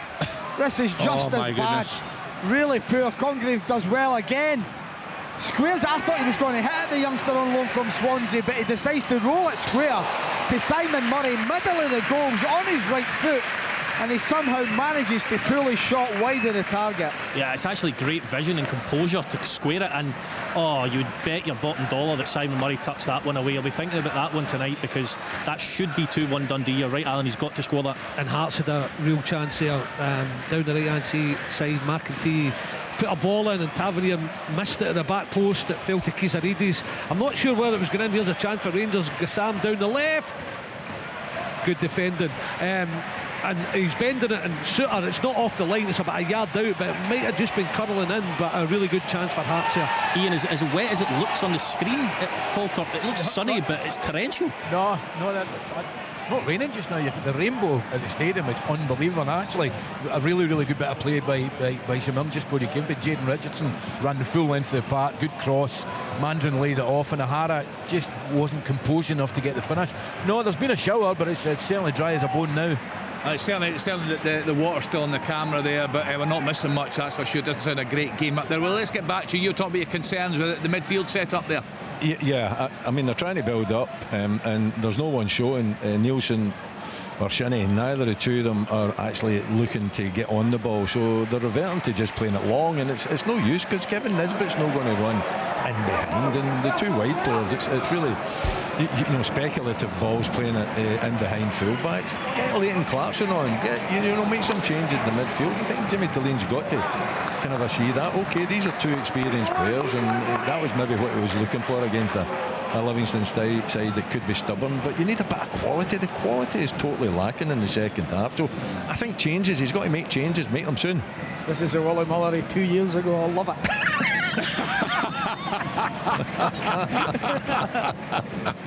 Never changed, if you ask me. That's wicked from both of you. I'm only kidding, Will. I know. Right, Andrew Todd has got himself a hat-trick for Dunfermline. Arbroath have made a great start of the season. Arbroath 0, Dunfermline 3. That third goal coming on 58 minutes. I'll go through the latest scores for you. Oh, what a chance as well. Alan. Stanatopoulos he's ran into the post eventually. It's a ball over the top. I thought it was going out. Mansmanisi somehow manages to keep it in, and it's what, 2 yards out.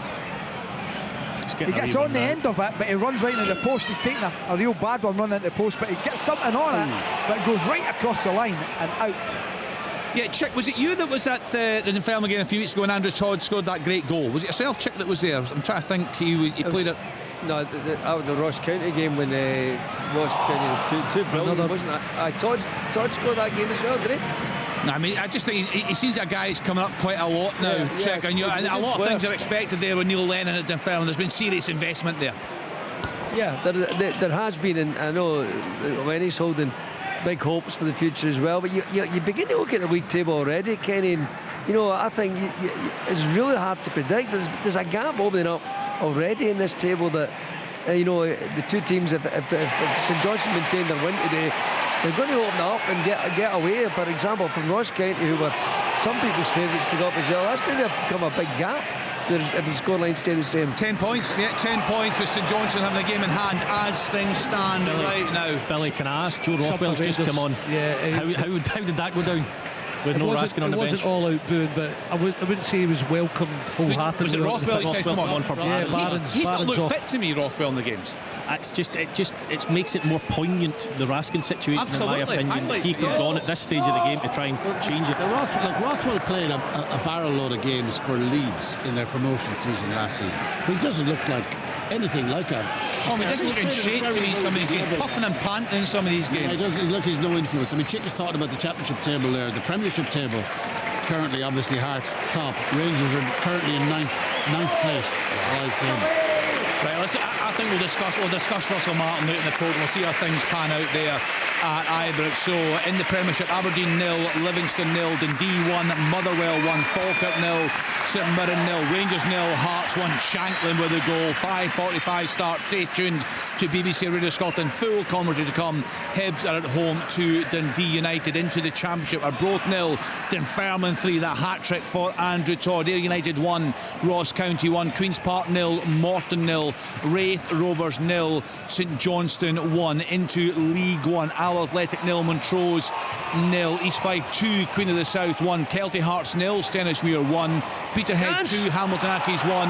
5:30 start. Cove Rangers at home to Inverness. Carly Thistle. Chance. It was Rangers on the break. Ant-Man, he's at Kingsley, goes inside him, hits a shot.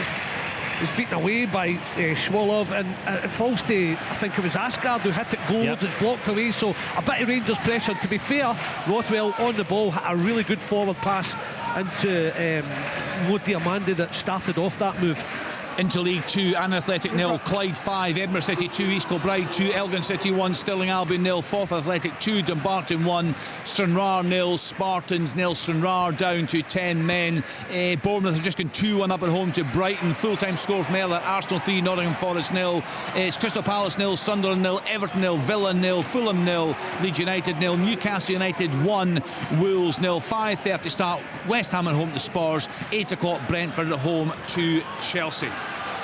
Sure, right. Armstrong on Kenny here. This is going to be interesting, Willie, isn't it? Yeah, it is. He's playing, looks like a kind of a central deep line midfield position. Goal at the Falkirk Stadium. Yes, Ian McCall. And it's for the away side. It's St Mirren 1, Falkirk 0. Listen, it was a free kick. Handler did really well to get the free kick. It's a horrendous deflection. Declan Johns tried to curl around the wall. It's just going to go straight into Bain's hand. He's taken a wicked deflection and the goalie's got no chance. So the away team have taken the league. St Mirren 1, Falkirk 0. Yeah, right in front of the away fans there, Rory. Yep. He does it again, Stephen Robinson. His 400th game as a manager today, and they are ahead away at Falkirk. Yeah, you can't really legislate for that from a Falkirk point of view. I mean, it's a horrible deflection. He's aiming for one side. Bain shuffles across. It takes the deflection. It goes into the opposite corner. Ian's absolutely right. There's just nothing you can do about that, unfortunately. And because the player in the wall's brave, he jumps, which you would ask him to do, and it hits him. It's just unfortunate for him to ricochets into the net. Peterhead 2, Hamilton Accies 1. Cammy Smith putting Peterhead back in front there just past the hour mark. Let's stay and let's go back into the championship. Chick, we're speaking to you earlier on. What's happening in that game? Yeah, well, it's still 1-0 to St Johnstone's. The rain, we're all because of weather this afternoon, rain battering down on this surface again. I still think St Johnstone, although I have to say Wraith Rovers get themselves a little bit into it. They've created 1 or 2 opportunities, just try to change things around a little bit. They've just brought on Yannick Wanner, who I have to watch how I pronounce that, on loan at the club. He's on the pitch at the moment, and St Johnstone still, I don't know, it could go easy way. I just felt for a while there was maybe a goal in this for Rovers, but it's St Johnstone getting forward again. It's very evenly balanced, Kenny. We've played 65 minutes and it's still Wraith Rovers 0, St Johnstone 1. Was that a little chuckle? Was that Willie?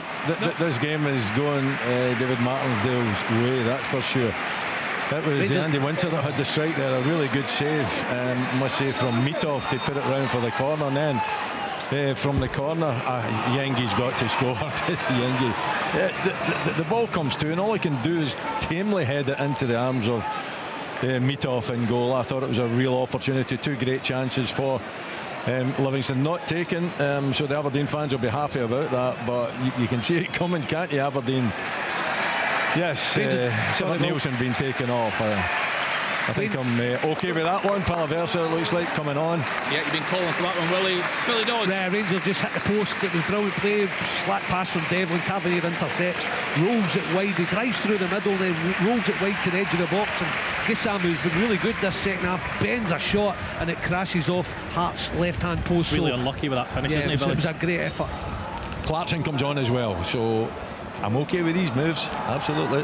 Let's see if it makes a difference. Around about half an hour to go up there at Pittodrie. So just confirmation that Declan John deflected free kick. Falkirk 0, St Mirren 1. That coming on 64 minutes. Clyde, unbelievable, 6-0 up away at Annan Athletic. Marley Redfern with a goal on 66. Was that a wee challenge? What was that? It's a bad challenge here that I can't believe the referee's not taking any action at all on that. Dylan Easton brought to his feet Adam Forrester. I thought it was a real clatter of a challenge. The referee hasn't even spoken to him, gave a free kick, but that was all. I thought it was worse than that. Right, let's stay in the championship. Gully Singh, what's happening down there at Somerset Park? Yeah, it's still all square here, Kenny. Ayr United 1, Ross County 1. Scott Brown's side, Scott Brown will be, certainly bemoaning the chances that his side missed in that first half there, but County, they've got equal footing here. They actually nearly took after they equalised, it looked like they went 2-1 up. Akil Wright here, a header just glanced past the right hand post there, but yeah, County just on the break just now there, but still currently 1-1, Ayr United 1, Ross County 1. Dunfermline 4-0 up now away at Arbroath. Zach Rudden with that goal on 65 minutes. Let's get back to Alan Preston up there at Dens Park, the Homestead. Alan, right back in it. What's happening now? Yeah, much more an even contest in the second half. Give Stephen Presley credit for that, making the change. Mullaball not playing as well, not as fluent as they were in that first half. They've had to make a change. Stamatolopoulos has gone off. It looks like a bad shoulder injury to him, and he's been replaced by a Sapa or Song. He's come on. Mullaball still trying to build, but Dundee very much in this game. 1-1. Oh my word, Kenny, Rangers should be level. And it's Rothwell again, to be fair to him. He wants on the ball, he's got on it, he's made the first pass, gets it back from Gissam, and then bends a lovely pass into Asgard and Miofsky, running onto it, maybe 8 yards out, should have scored. Any connection, puts it in the net, and they both miss it. Yeah, one thing that I would notice about Rothwell was there, he actually drove past a couple of players, which he was known for before he came here, but we haven't seen much of. Right chance, was it Willie? Lovely strike there, Palaversa just on, some really good work. Clarkson at the heart of it. It comes from the left hand side, and Palaversa from 30 plus yards out. It's a good save. It's right on top of the goalkeeper, right on up. It'd have been either side. It's ending up in the back of the net, but at least some life with the substitutions that's been made. Life has been brought into the home side, that's for sure. Yeah, we actually we're out last weekend, met a lovely young couple who are Aberdeen supporters. They were delighted to see the legend Mr Miller. Got a wee selfie with Willie last week. They love open all mics, love tuning in every Saturday, so I hope they are taking some hope now with these changes that are getting made up there at Pittodrie. Perhaps a bit better from Aberdeen with around 20-25 minutes left to play there. Let's get back to the game between Falkirk and St Mirren, the away side with that 1-goal advantage. Is that a fair reflection of what you've seen today?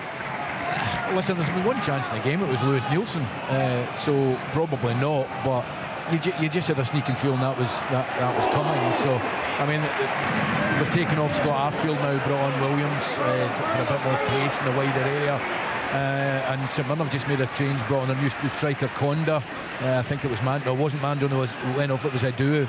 So listen, the game's in the balance. There's just not been that many efforts at goal, and the goal that they did score, well, you saw it yourself, it would never have been in the net but for a huge deflection.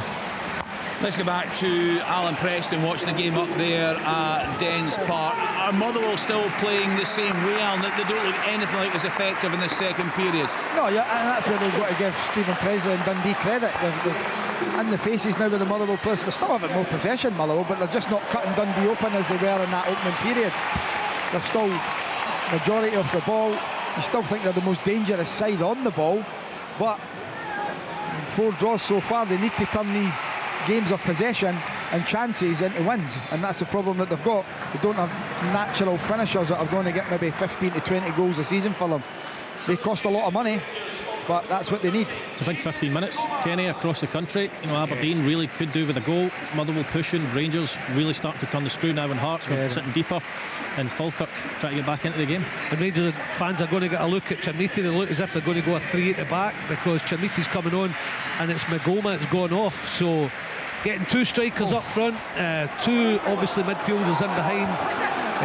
Rothwell pulling the strings now, and they'll still get Tavernier breaking out from that back 3 as well, 2 wingers. So Rangers throwing the kitchen sink at it. The Mirror nearly went 2-0 up there. A brilliant run by Gillian Phillips. I'm right in line, he was just onside. Nice little clip over the top from Jaden Richardson, and it's a terrific save from Bain in the Falkirk goal. He's caught it in the volley really nicely. That had put the game to bed, but it's still 1-0 here for St Mirren. Rangers get the ball in the net, and it looks as if Steve McLean himself had ruled off the linesman. I watched him closely. The ball spun up in the air from the corner. The goalkeeper's under it. I don't know how much contact. Rory helped me out, but I'll tell you one thing, the linesman was on his way back to the halfway line. He wasn't forgiving it, but yeah, they're having a check at it, and Stephen McLean calls the free kick. Right, okay, is the free kick being awarded and given? Stephen McLean's given it. He pointed straight away that he's not giving a goal, he's given a free kick, but checking decision, no goal. He's got it right. As things, we're about to go into television. As things stand, Hearts are top of the table. It'll be 13 points from their opening 5 games. Aberdeen, as things stand, bottom of the table with just that 1 point, but things could change up there at Pittodrie. Willie Miller certainly likes to look off the substitutions that Jimmy Tilleen has made up there. Stuart Armstrong is on the park. What will we see from him in an Aberdeen jersey? We'll see the pictures come into the studio here. Still James Tavernier remonstrates with the referee. Stephen McLean there at Ibrox. They are behind in that game. We'll go around the grounds just shortly when we join viewers on television.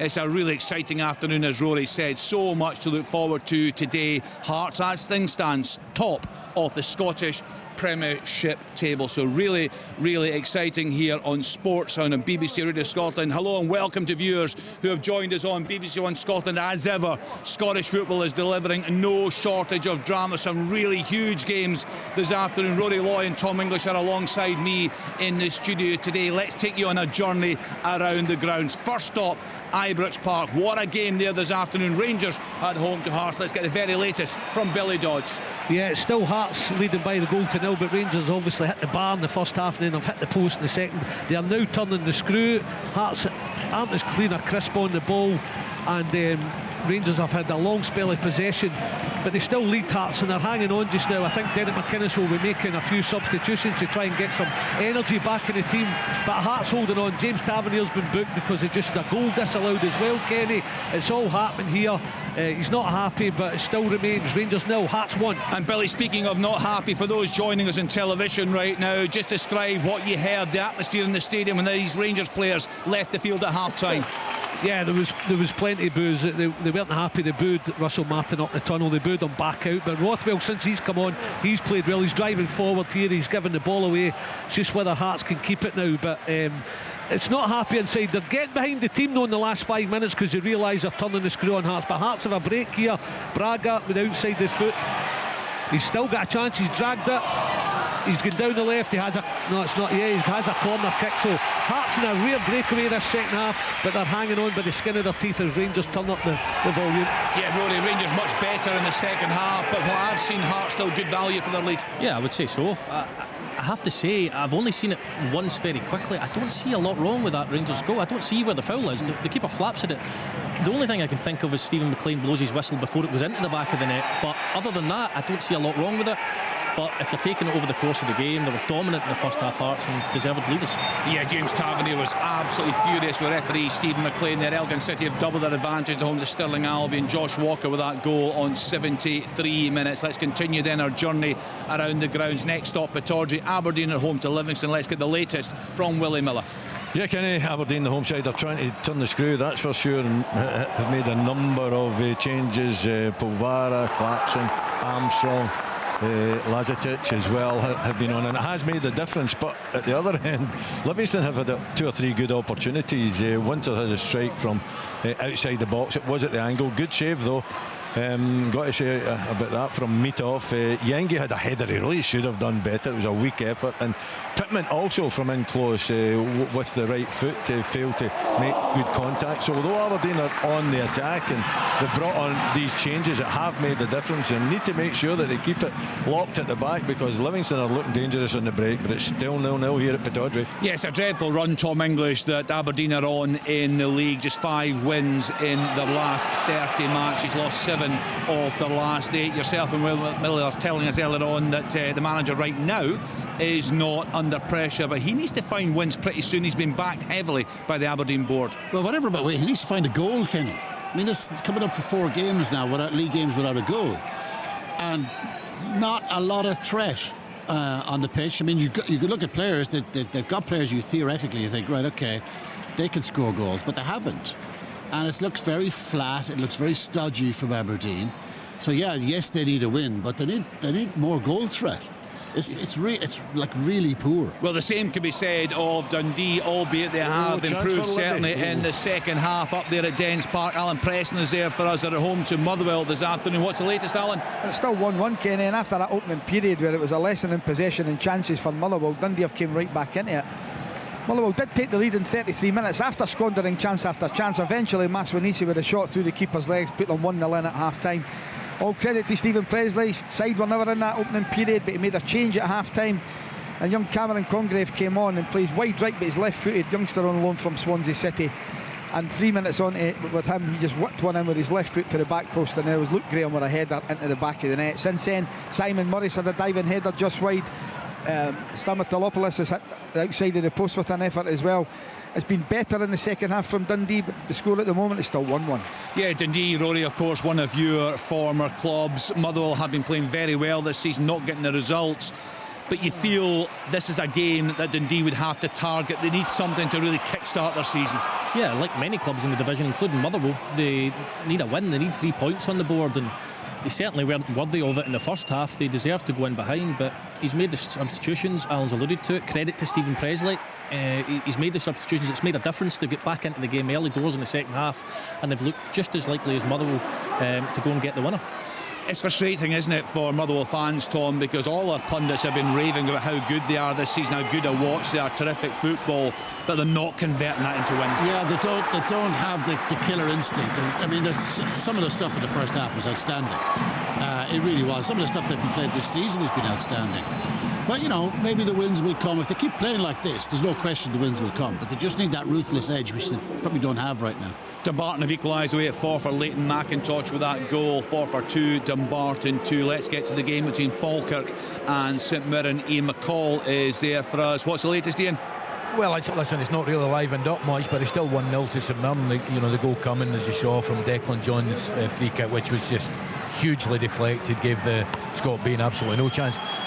Phillips nearly sealed it after about 75-76 minutes, I think, when he's played in by Jayden Richardson, who's been absolutely terrific today down that right hand side for some, but a really good save from Bain. Actually, the closest Falkirk came, other than Calvin Miller flashing one across the box, There's a chance. Calvin Miller tried to cross the ball, and it nearly deflected into the back post and right into the net, similar to St Mirren's goal. I mean, it'd be too easy to say St Mirren are just a bit streetwise, but maybe that's what it is. It's still 1-0 to St Mirren.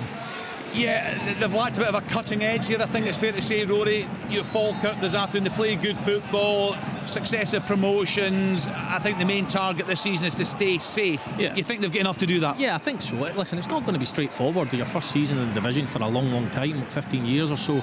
It's not going to be straightforward. There's going to be bumps in the road, and St Mirren are a good experienced side, and if they are to go on and lose today, Falkirk, I have every confidence they'll bounce back and pick up enough points to stay in the league. But first season back after that length of time out, it's not going to be straightforward. Dunfermline rampant away at Arbroath. Rory McLeod with the latest goal there. That game includes a hat-trick for Andrew Todd for the away side. Elgin City 3-0 up at home to Stirling Albion. Kane Hester with that one, and Spartans 1-0 up away at Stranraer. Jamie Dishington on 77 minutes. We're covering two games in the Championship for you this afternoon. Let's get to Starks Park. Wraith Rovers at home to St Johnstone. Get the latest from Chick Young. Yeah, we're in the 81st minute now, and it's still the visitors, St Johnstone, who are leading by a goal to nil. That goal came after 29 minutes. Sabide with a finish. He sprung the offside trap, ran into the goalkeeper 1-on-1 and just put it into the net, and that's the only goal we've witnessed so far. But I have to say that the Rovers are getting themselves back into this at the moment.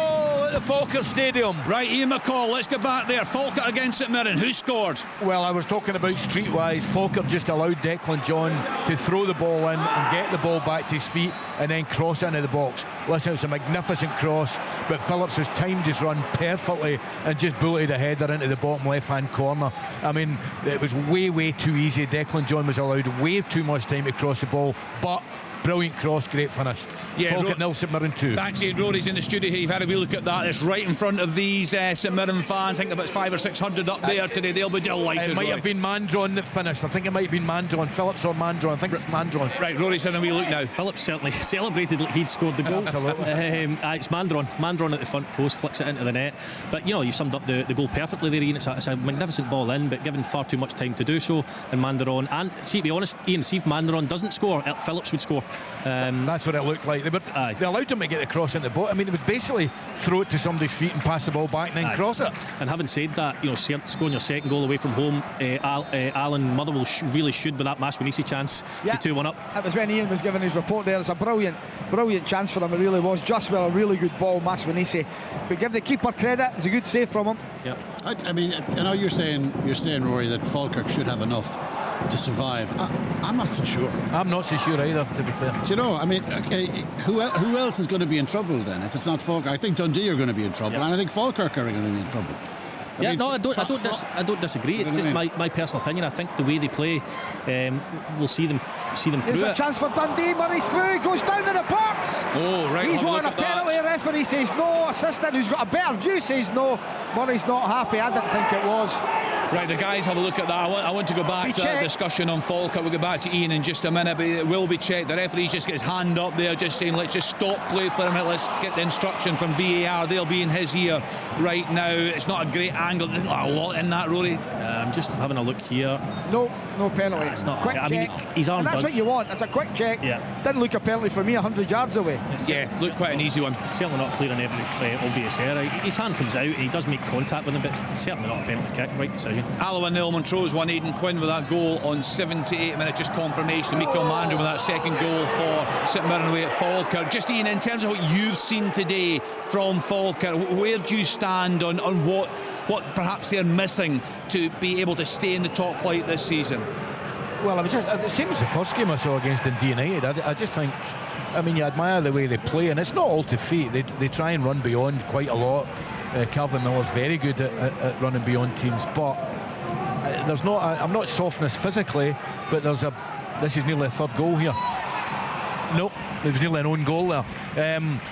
Yeah, I mean, Falkirk, I just think they're too wide open at the back. I just don't think. I think they're still trying to play the way they played League One and the Championship. Penalty, Hearts! Oh, I'll let Billy go. Let's get to Ibrox. Billy Dodds. Well, they've gone a back 5 now because we're under a bit of pressure, and Milne, who started in right midfield, has now come to left wing back. They've been a rafty change, I'll tell you about them in a minute, but Milne picks up the ball, drives past a couple of men, drives into the box, he's wiped out. Rory again helped me out, and the referee has no hesitation in pointing to the spot, and Hearts have a chance of going 2-0 up. Yeah, let's have a wee look. He drives into the box, as you say, and it's a penalty kick. There's not... it's just a lazy challenge, isn't it? I mean, I think there was contact there, and if there is, then it's... Look at that. I mean, look, it's a penalty kick. Lazy defending it looked to start with. Absolutely, Billy. And it's Diamandi who was lazy in the first place for the first goal. I'm sure Tom would agree, having seen it back. Yep, 100% agree. And it looks like a penalty kick. It'll get checked, but the foot comes out, there's contact made.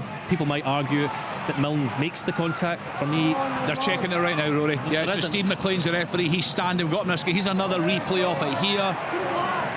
He's on it. It's not enough to see whether there's contact or not. Is it enough to be overturned? I don't think so. No, I would go penalty, Billy. It's not a great angle. We've got a better one here. It's still difficult from that angle to see whether there's contact or not, but you would imagine Milne wouldn't go down if there was, but there's many players that would, so it's difficult to say. This is a huge moment. 75 miles away and it's a penalty. Yes, Hearts fan, former Hearts player Alan Preston up there at Dens Park this afternoon, and the Hearts fans in the corner, they've been singing and dancing all afternoon. They can be very proud of their team's performance today. Penalty is given. Yeah. Right, Billy Dodds, this is going to be a huge moment. We've spoken a lot about Hearts. Tony Bloom has piled the pressure on Derek McInnes, saying this Hearts side will threaten the big two. Could it be this season? We shall see. This was a big test for them today. They've been exceptional in this game, thoroughly deserved their lead at half time. As you say, bit of pressure in the second half, Billy, but now the chance perhaps to put this game to bed. If they do, it'll get toxic, Billy. Many of the Rangers fans are telling, they're giving Russell Martin absolute pelters, so we'll see if they score it. Shanklin trying to get his double, he's taking his time. Steve McLean telling a few players to go out the arch. Shanklin looking, checking, not starting his run up yet. Here he comes, saved, Butland, Shanklin 2-0. Follows up the rebound. It's a great save from Butland away to his left, but it spills back in the way, and Shanklin is left to tap it over 4 yards. The Hearts fans go wild. The Hearts players are right over there in that corner. You can imagine about 1,400 of them, and they're celebrating with them, and it's 2-0, and what a result this would be, and the stands are now clearing, Kenny. Goal! Yeah, goal, Chit Young.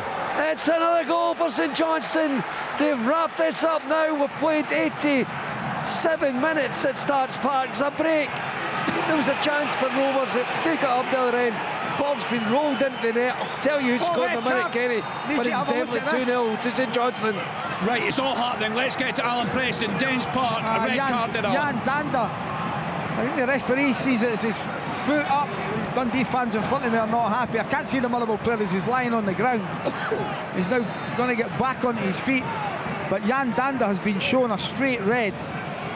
Yeah, Simon Murray's just gone up to the referee, as the captain's allowed to do, but Danda's insistent he speaks to him, so we'll wait and see the replay again. The player's up now, the player's fine. Yeah, you can see Stephen Presley on the touchline there. He's got a lot on his plate right now. We heard from him before the game up there at Dens Park. They were battered by Motherwell in the first half, but fair play, they got themselves back into it in the second. What do you think of that one, Rory? I've seen it once very quickly. Yeah. It looks like he does go in. His studs don't look like they're up. You know, it's one leg as well. It's not double leg. I would need to see it again, but it looks a little bit. Here we go. Kenny, that's a good tackle, isn't it? That's not a red card. That's a good tackle. He gets the ball. Yeah. It doesn't go in with real aggression. There wasn't a lot of intent there, was there? No, but you know, his legs straight and his studs, you could argue it up, but I don't think it's a red card for him. Right, let me just give you some goal updates. So Chick just confirming that second goal for St Johnstone scored by Josh McPaig. Rangers 2-0 down. Lauren Shanklin following up after that penalty save from Butland. Stadium. Ian McCall, let's get back there. Yeah, it's just a long, it's a lifeline for Falkirk. It's a long, deep cross from Leon McCann. And guess who? Brian Graham, just on as a substitute, has got his head on it and headed into the far corner of the net. It gives Falkirk a chance. I think they thought the game was over, but it should be an interesting last 3 or 4 minutes. It's Falkirk 1, St Mirren 2. Yeah, game on up there, Tom. Yeah, game on up there, absolutely. Kind of game over at Rangers. Yeah, there's all sorts of problems here, Tom. They just play a pass and Suter thinks Butland's coming, Butland ain't coming. Suter gets left for dead with Kabungu, and he just knocks it past him, and then brings him down, gets a yellow card. Yeah, all that, and then Rothwell, who come on, to be fair, was certainly probing and being more. He's been more attack-wise and driving forward at times, and he's had to go off because of the injury, and Hearts have made 3. Told you change shape, and it's just killed the game. They have a chance here. Right, let me just bring you up to date with the goals. So that second goal for Lawrence Shanklin. Rangers 0, Hearts 2. Spartans 2-0 up away at Stranraer. Cammy Russell with that goal. Wraith Rovers 0, St Johnstone 2. Chick telling us Josh McPake with that late goal there. 4 for 2. Dumbarton 3. Leighton McIntosh on 89 minutes. Before we get back to everything that's happening there at Ibrox, and what I'd say, Hearts fans, if you've tuned in today, you should be very proud of your team's performance. They've been exceptional through at Ibrox this afternoon. Also just confirmation coming through. Falkirk back in the game. Brian Graham late on there. Falkirk 1, St Mirren 2. Hamilton Accies have drawn late against Peterhead. Stuart McKinstry right at the death there. So let's get to Willie Miller. They have been in a dreadful run of league form at the Dons, Willie, and you've been, I think, fair to say, unimpressed with the performance this afternoon. Yeah, I was hoping you weren't going to come to me, to be perfectly honest, because it's rather depressing up here as far as the Aberdeen fans are concerned. You know, all these changes that have been made. You know, they've looked as though they might threaten, but they haven't actually produced anything worthwhile in terms of real opportunities. So it's been a disappointing afternoon as we go past the 90-minute mark now. And to be fair in Livingston, you know, they've been well organised, they've been disciplined, and at times they've played some nice football, created a couple of opportunities, or a few opportunities, to be perfectly honest. So, you know, they haven't been timid, they haven't been back to the wall. They have defended well when they've had to defend well, but they've shown that intent to get forward too. But as far as Aberdeen and Jimmy Tillene's concerned, then if it stays at 0-0, then what a poor start to the league season it has been. There's still a couple of minutes to go here and still on the break. Aberdeen are looking at it as Clarkson goes in, but again, bodies in front of him, good defending, good tenacity, you know, understanding how to defend, which is an important part of the game, believe it or not, rather than just concentrating and building it up from the back. So it's Aberdeen really pushing in the last couple of minutes, but whether they can pull something out the bag, and it would be pulled out of the bag, but you never know. Keskinen in, he could play across the face of the goal. What a tackle that is. It's magnificent challenge there from Danny Wilson. It was, as Leighton Clarkson looked as though he was going to slot it into the back of the net. Again, that defensive instinct to make sure the challenge was put in. A really well opportunity from Aberdeen. Keskinen, you know, this time really producing the goods. A good cross into the box, and Clarkson almost getting on the end of it, but Aberdeen getting the corner and still pushing, and the fans are still hopeful that perhaps in the dying embers of this game that Aberdeen can maybe pull something out the bag and get the 3 points. It'll be a bitter blow for Livingston because they've performed really well here at Pittodrie this afternoon, and as far as Aberdeen is concerned, it looks as though it's just going to peter out. Still 0-0. There's a full-time whistle, Kenny, at Starks Park, and it's St Johnstone who go clear at the top of the championship. 2-0 victory, one in the first half as Sabine, and one just a few moments ago from McPake. St Johnstone battled hard for that victory. Wraith Rovers got themselves back into it and challenged a lot in the second half. What a big win it is for Simo Abawakari's team. They go clear at the top of the championship in the race to get back to the Premiership. In one season, they have defeated promotion rivals Wraith Rovers in front of a big crowd at Starks Park by 2-0. Thanks to Chick Young. We'll go through all the scores for you. Just watching that challenge by Danny Wilson, very experienced defender, as is Ryan McGowan. The great Willie Miller have been very proud of that challenge. Last gasp stuff there. Livy look well worthy of the draw if they can hang on. Let's get back to that game at Ibrox. Billy Dodge, just seen some pictures of these Hearts fans jumping up and down in the corner there. It's been a very, very good performance from Derek McInnes's team today. Oh, absolutely. Every right to be. I mean, you're just talking about a challenge at Pittodrie, but the challenge from Devlin there and by Rami, just timed to perfection, took him out. came away with the ball, made a nice pass, and it would just killed the game. Hearts have had, they were the dominant team first half, got a goal, the better team 1-0 at half time. When they were having to get through the little spell and get through it, they dug in. Then Derek McInnes did his bit as a manager by changing it to get the right shape and match up Rangers, because Rangers were definitely turning the screw. And then Hearts got the second goal, so that's been the story of the game. Hearts well deserved winners. Rangers just look devoid of ideas now. Right, so they're into 7 minutes of stoppage time there at Ibrox. All the Premiership games just coming to a close. We got the full-time score from Chick Young there at Starks Park. Wraith Rovers against St John's. Let's go to the other game we're covering in the Championship today. Ayr United against Ross County, and hear from Gully Singh. Yes, Kenny, still Ayr United 1, Ross County 1. Looks like it will finish this way.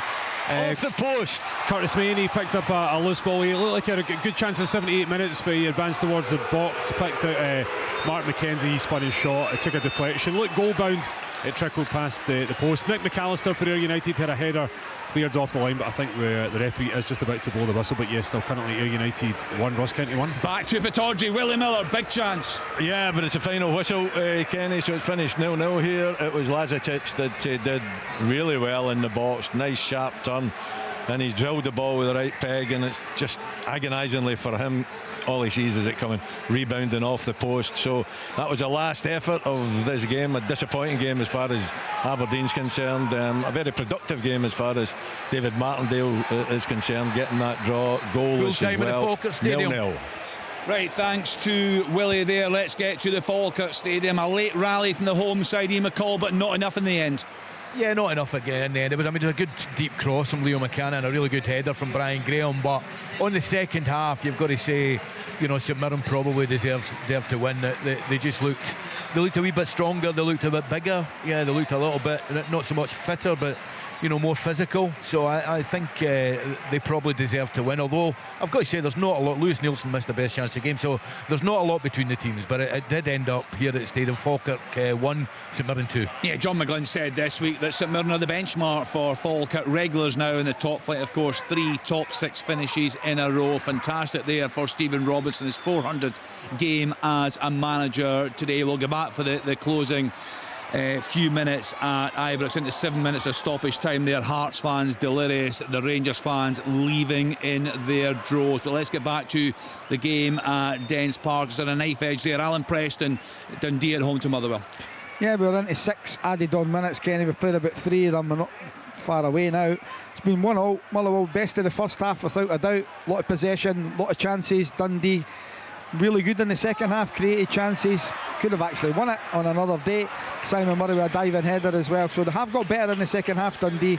Motherwell, could this be their 5th draw in a row in the league? Almost there. Full time, Kenny. Ayr United 1, Ross County 1.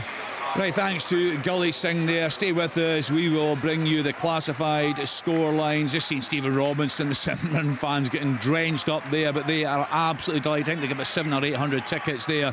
They've got that part of that stand behind the goal in which they saw 2 goals scored for their side there. A sore one for Falkirk this afternoon. So they're just applauding their fans there in the rain, the St Mirren players. We can see the pictures, Rory, coming in from Pittodrie. Stuart Armstrong come on as a second half substitute. He's on their screen right now, but I'm going to suggest worrying times for Aberdeen right now. Yeah, I mean, that's now 4 games without scoring a goal in the league. That is a real concern. You cannot continue on like that. And yes, they did hit the post right at the end, and they did have a strike from distance and a good block by Danny Wilson, but these are chances in the dying embers of the game where you should really be seeing that type of pressure throughout the 90 minutes. It's just not there from Aberdeen at the moment, and that's a really deflating 0-0. 6 hours without a goal in this league is almost an achievement. It's incredible. It's hard to fathom you go 6 hours without scoring a goal in this league. And he's been backed. If you stood up there long enough, would you knock one in like you said in Bruges, Tom? I'm useless. But they're not creating a lot of chances, are they? I was laughing that night. They're not creating a lot, are they? No, they haven't. They've not been. Look a bit flat. Yeah. As for the game Ibrox, Kenny, this one's on Russell Martin. All the things he said would get better after the window shut hasn't got better. No direction on the pitch. Players don't know what they're doing.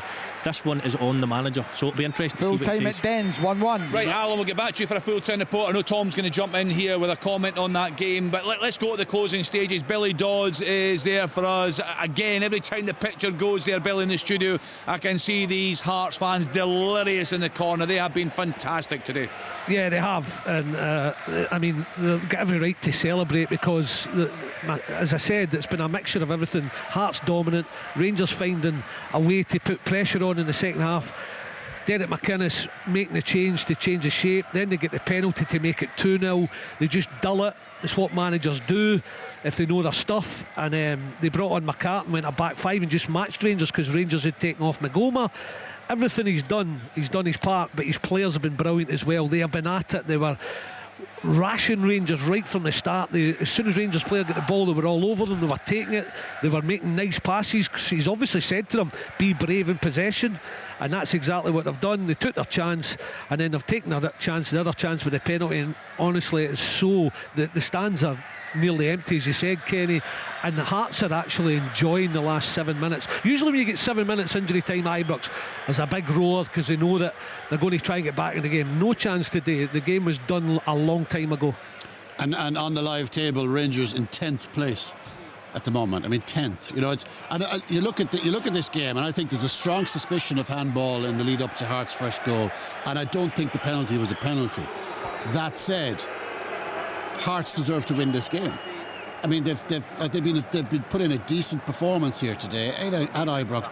Rangers have been pretty lousy. You don't think that was a penalty, Tom? Nope. I watched it again. I don't think it was a penalty. I don't think there was any contact. Rangers defending has been dreadful today, hasn't it? It has, absolutely. And the worrying thing is that it's the same mistakes that have been made time and time again. They're not learning from it. The midfield area is far too high when it's dropping into the middle of the pitch. Shanklin's getting the run of Ibrox.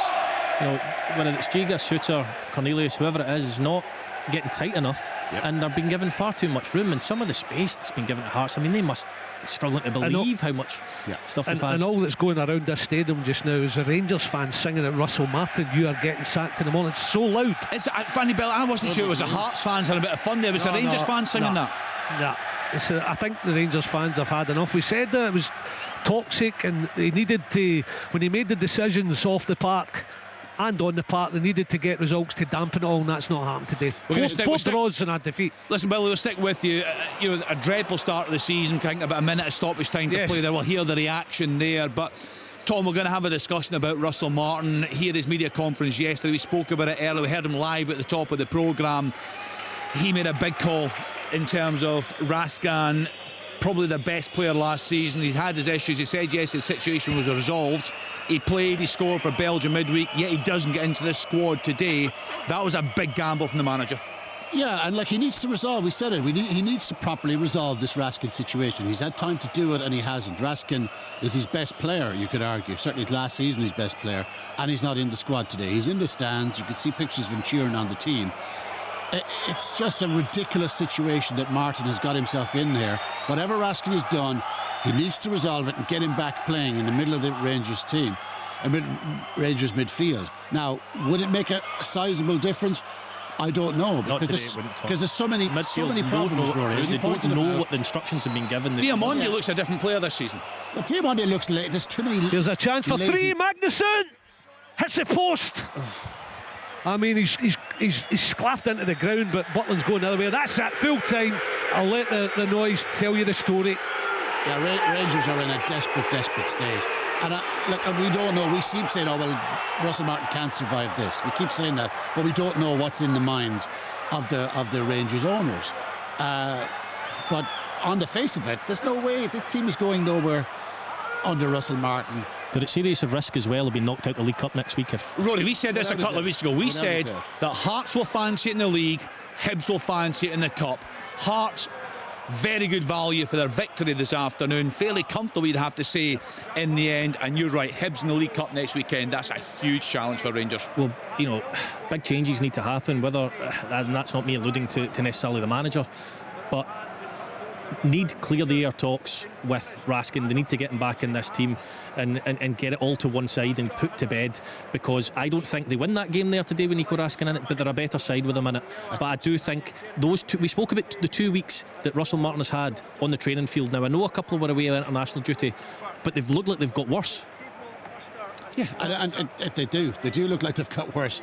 They're a bit of they're just a mess. They're shambles at defence. And that today is on the manager. There's been excuses before. I don't think there's any today. It's totally on the manager.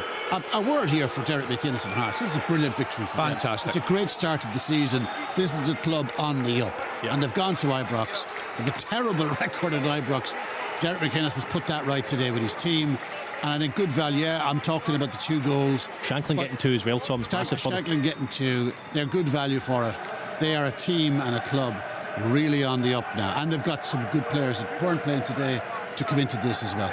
We're on the telly until about 5:20 today. We may get reaction while we're on television from Derek McInnes. I'm not sure about Russell Martin. He may be a while in that dress, and we'll try and get some managerial reaction. We can see the pictures coming into the studio. The Hearts players over in front of their fans. Not one of them is left over in the corner. A great day out for them this afternoon. Lawrence Shanklin right at the front of that. As Rory said, he's back banging form this season. He was definitely getting played out of position for most of last campaign. Very, very good, you'd have to see. I'll get all the classified score lines for you in a minute. We'll run through the tables. Tom was just talking about the Premiership table. Very interesting reading right now, and we're on the radio right through until about 8 o'clock tonight. We have another commentary to bring you this evening. 5:45 start at Easter Road. Hibs at home to Dundee United. 2 teams, 2 managers doing very, very well at the moment. So what we'll do now